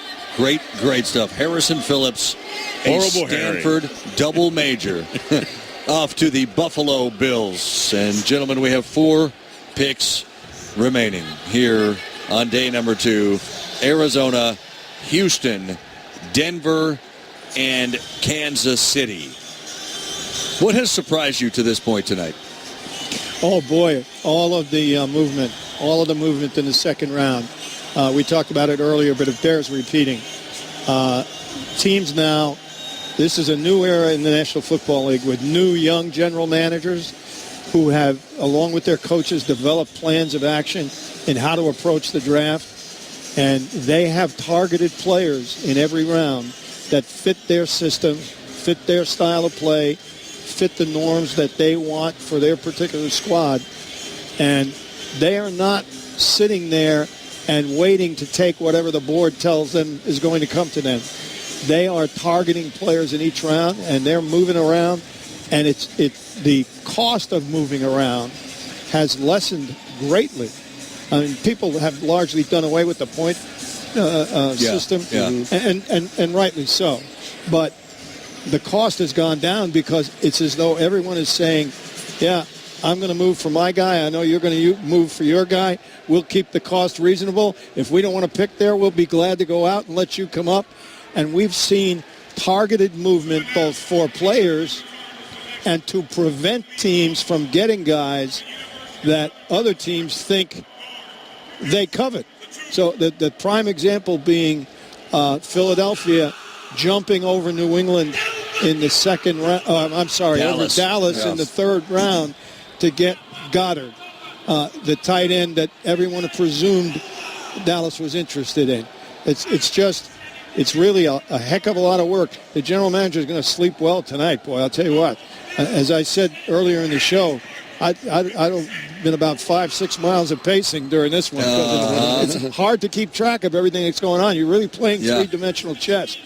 And this is at a pace that I don't remember ever seeing in the National Football League before. On pace for a record number of trades, smashing last year's number of 38. We're into the low 20s now. And the top of the fourth round is traditionally the biggest trading position.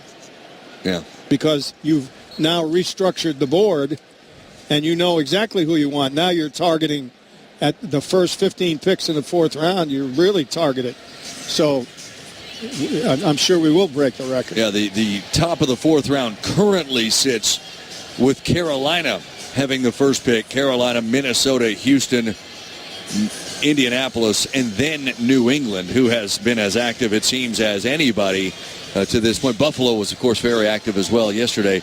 Ian, anything surprise you here on day number 2? Steals for 2 teams.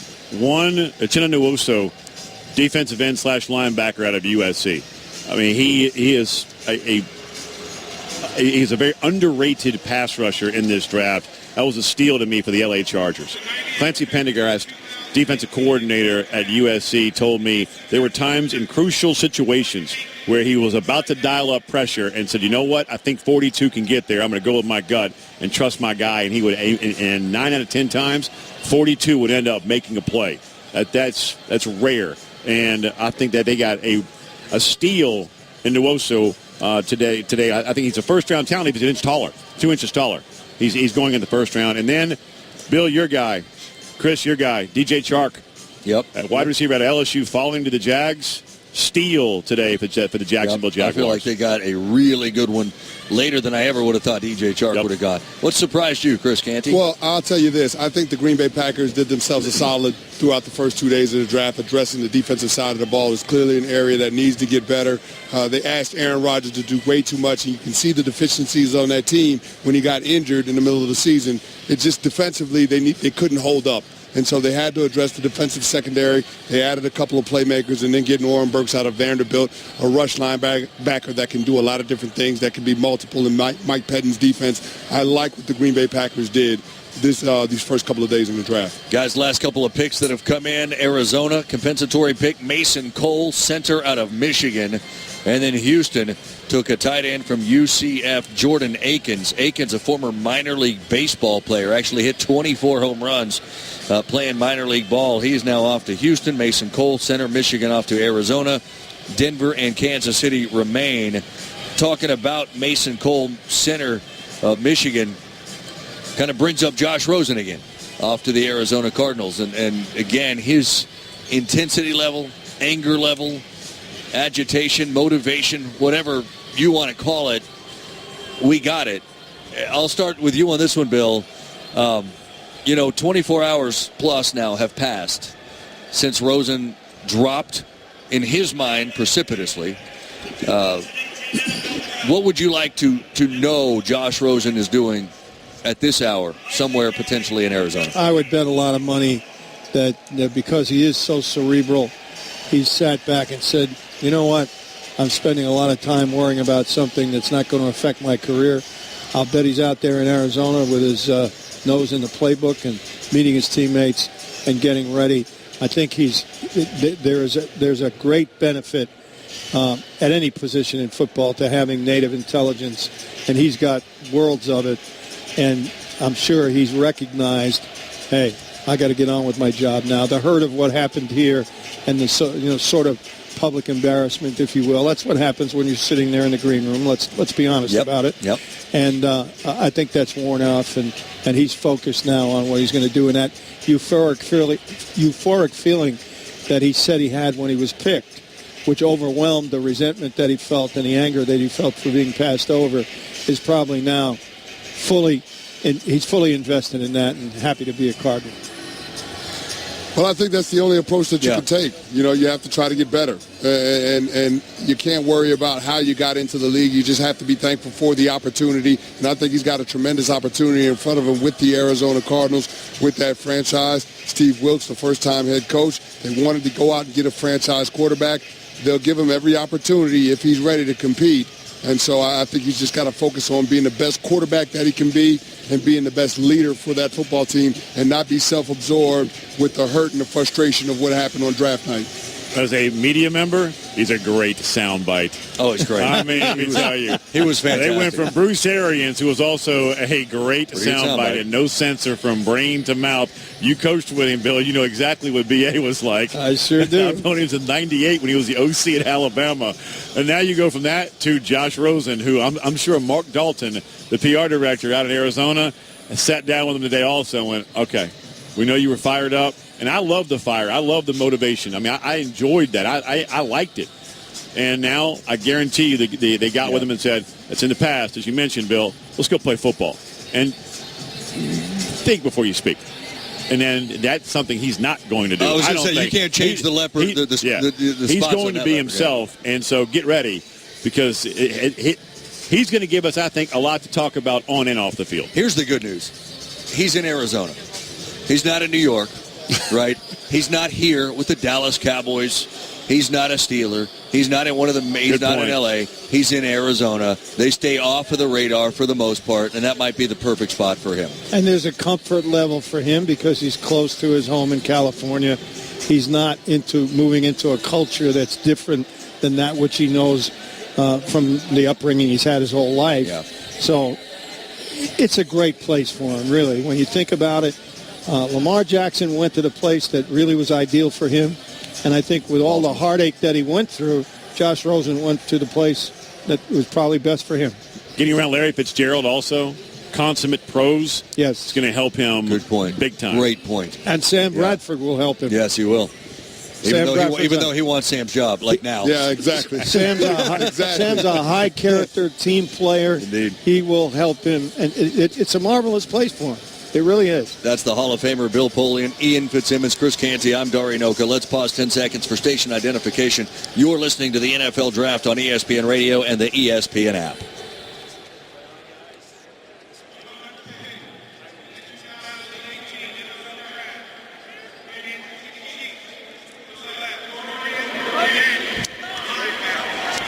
We are wrapping up the third round of the NFL Draft. We'll tie a bow around all of it for you. This is the NFL Draft on ESPN Radio, presented by State Farm and by ZipRecruiter.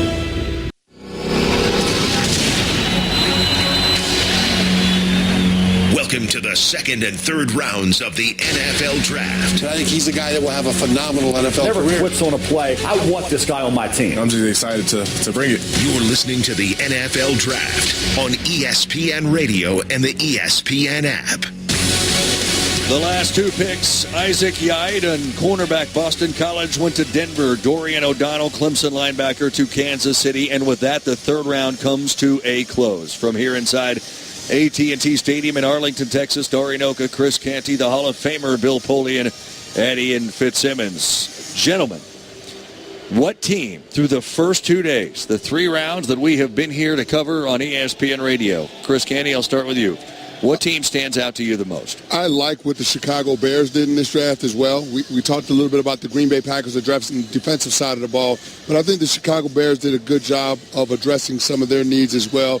Obviously, their strength has been the defensive side of the ball and continuing to fortify that, adding Roquan Smith, one of the premier playmakers in this draft, and then, of course, the offensive line, because this has to be about making sure that Mitch Trubisky is on track and that he reaches his full potential. So they went out and they got the center from Iowa, James Daniels. They can slide Cody Whitehair over to guard. And then, of course, a playmaker wide receiver in Anthony Miller, highly productive player. He had a little bit of a foot issue, but a productive player and a top competitor. So I like what the Chicago Bears did. They really helped themselves. Bill? I will say the New York Giants and the Buffalo Bills, because they both had plans going in. They both had a philosophy, and they stuck with that philosophy throughout. Who knows whether the players will work out or not? We'll know that 4 years from now. Right. But in terms of how they structured their draft and their draft management, I got to give them a lot of credit. They stayed with they worked their plan, they planned their work, and they worked their plan. 2 teams, Jacksonville Jaguars, they went to the NFL Supplemental League in the SEC, day 1, day 2, and were impressive, especially DJ Chark, as we mentioned earlier for people just tuning in, a steal, the wide receiver out of LSU going to Jacksonville. And then the LA Chargers. I mean, Derwin James falls to you at 17, one of the best safeties in this draft. It was between he and Minkah Fitzpatrick. Which one was going to go first? And he falls all the way to you there. That's remarkable. And then you get a pass rusher like Nwosu out of USC. I think the Chargers, a team that's very close, should have been in the playoffs. If they had a kicker, as you mentioned earlier, Bill Polian, they're in the playoffs last season. They improved themselves greatly in the first 2 days of this draft. 68 picks tonight. 1 quarterback win. 1, Mason Rudolph out of Oklahoma State. He's the only quarterback to go, and he went to the Pittsburgh Steelers at pick number 76. Bill, as you now close the book, if you're still a GM, you close the book on day 2. You've got 4 rounds tomorrow. Tell us what the general managers and player personnel folks around the league are doing tonight to prepare for tomorrow. Well, depending on how they choose to do it, early tomorrow morning or tonight, if I remember correctly, we did it tonight. They sit back and they look at the 4th round, and they restructure the 4th round based on what they have already gotten and what they see is in the 4th round right now. And they make decisions as to whether or not they want to try to go up and target a player. The 4th round typically has in it maybe a dozen to 15 players that you can say, wow, that guy has a chance to really make my team. I'm raising my hand because I'm a 4th round guy. Pick 132. There you go. So they have restructured. They've reset the board. They'll reset the board according to what they feel the pecking order is now.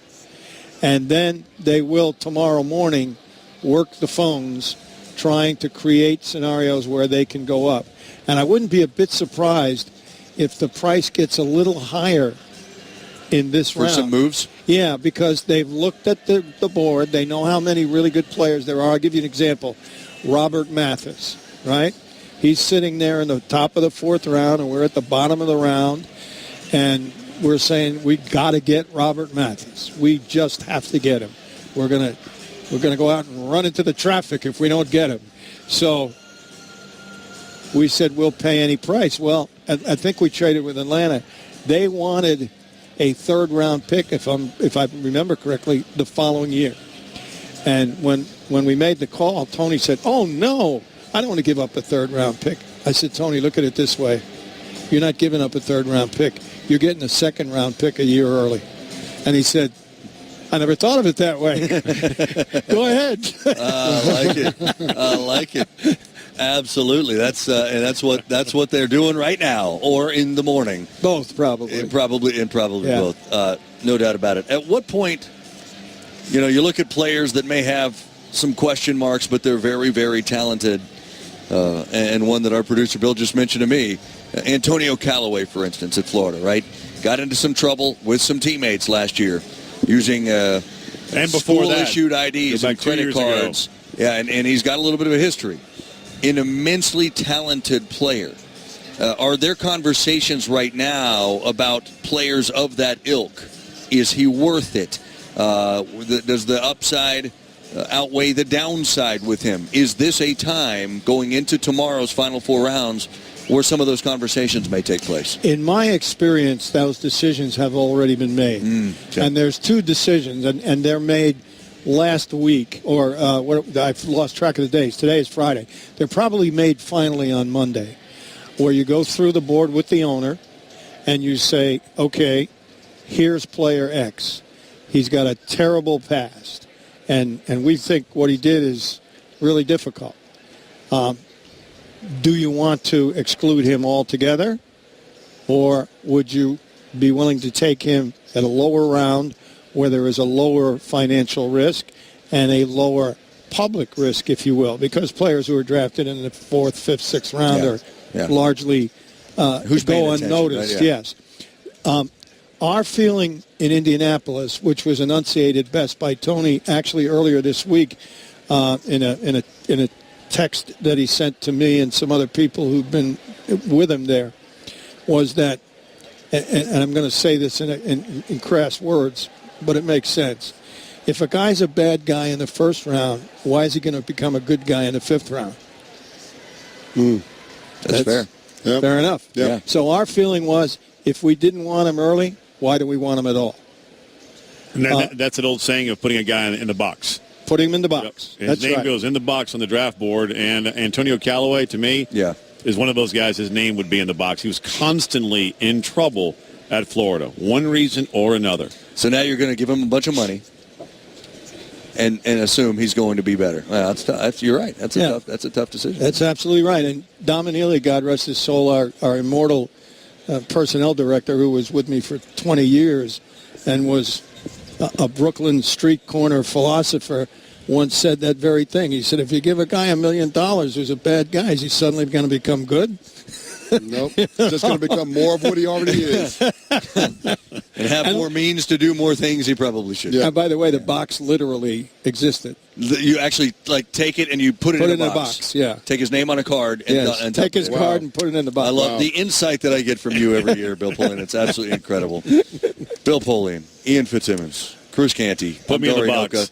Gentlemen, in this case, box means bed. You've been there a long time, partner. Gentlemen, I have enjoyed this immensely. What a fun couple of nights with you Thanks guys. for putting up with us. Thank you. Great job. Anytime. The NFL Draft on ESPN Radio. Once again, for Bill Polian, Chris Canty, and Ian Fitzsimmons, I'm Dari Noka. You're listening to the NFL Draft on ESPN Radio and the ESPN app.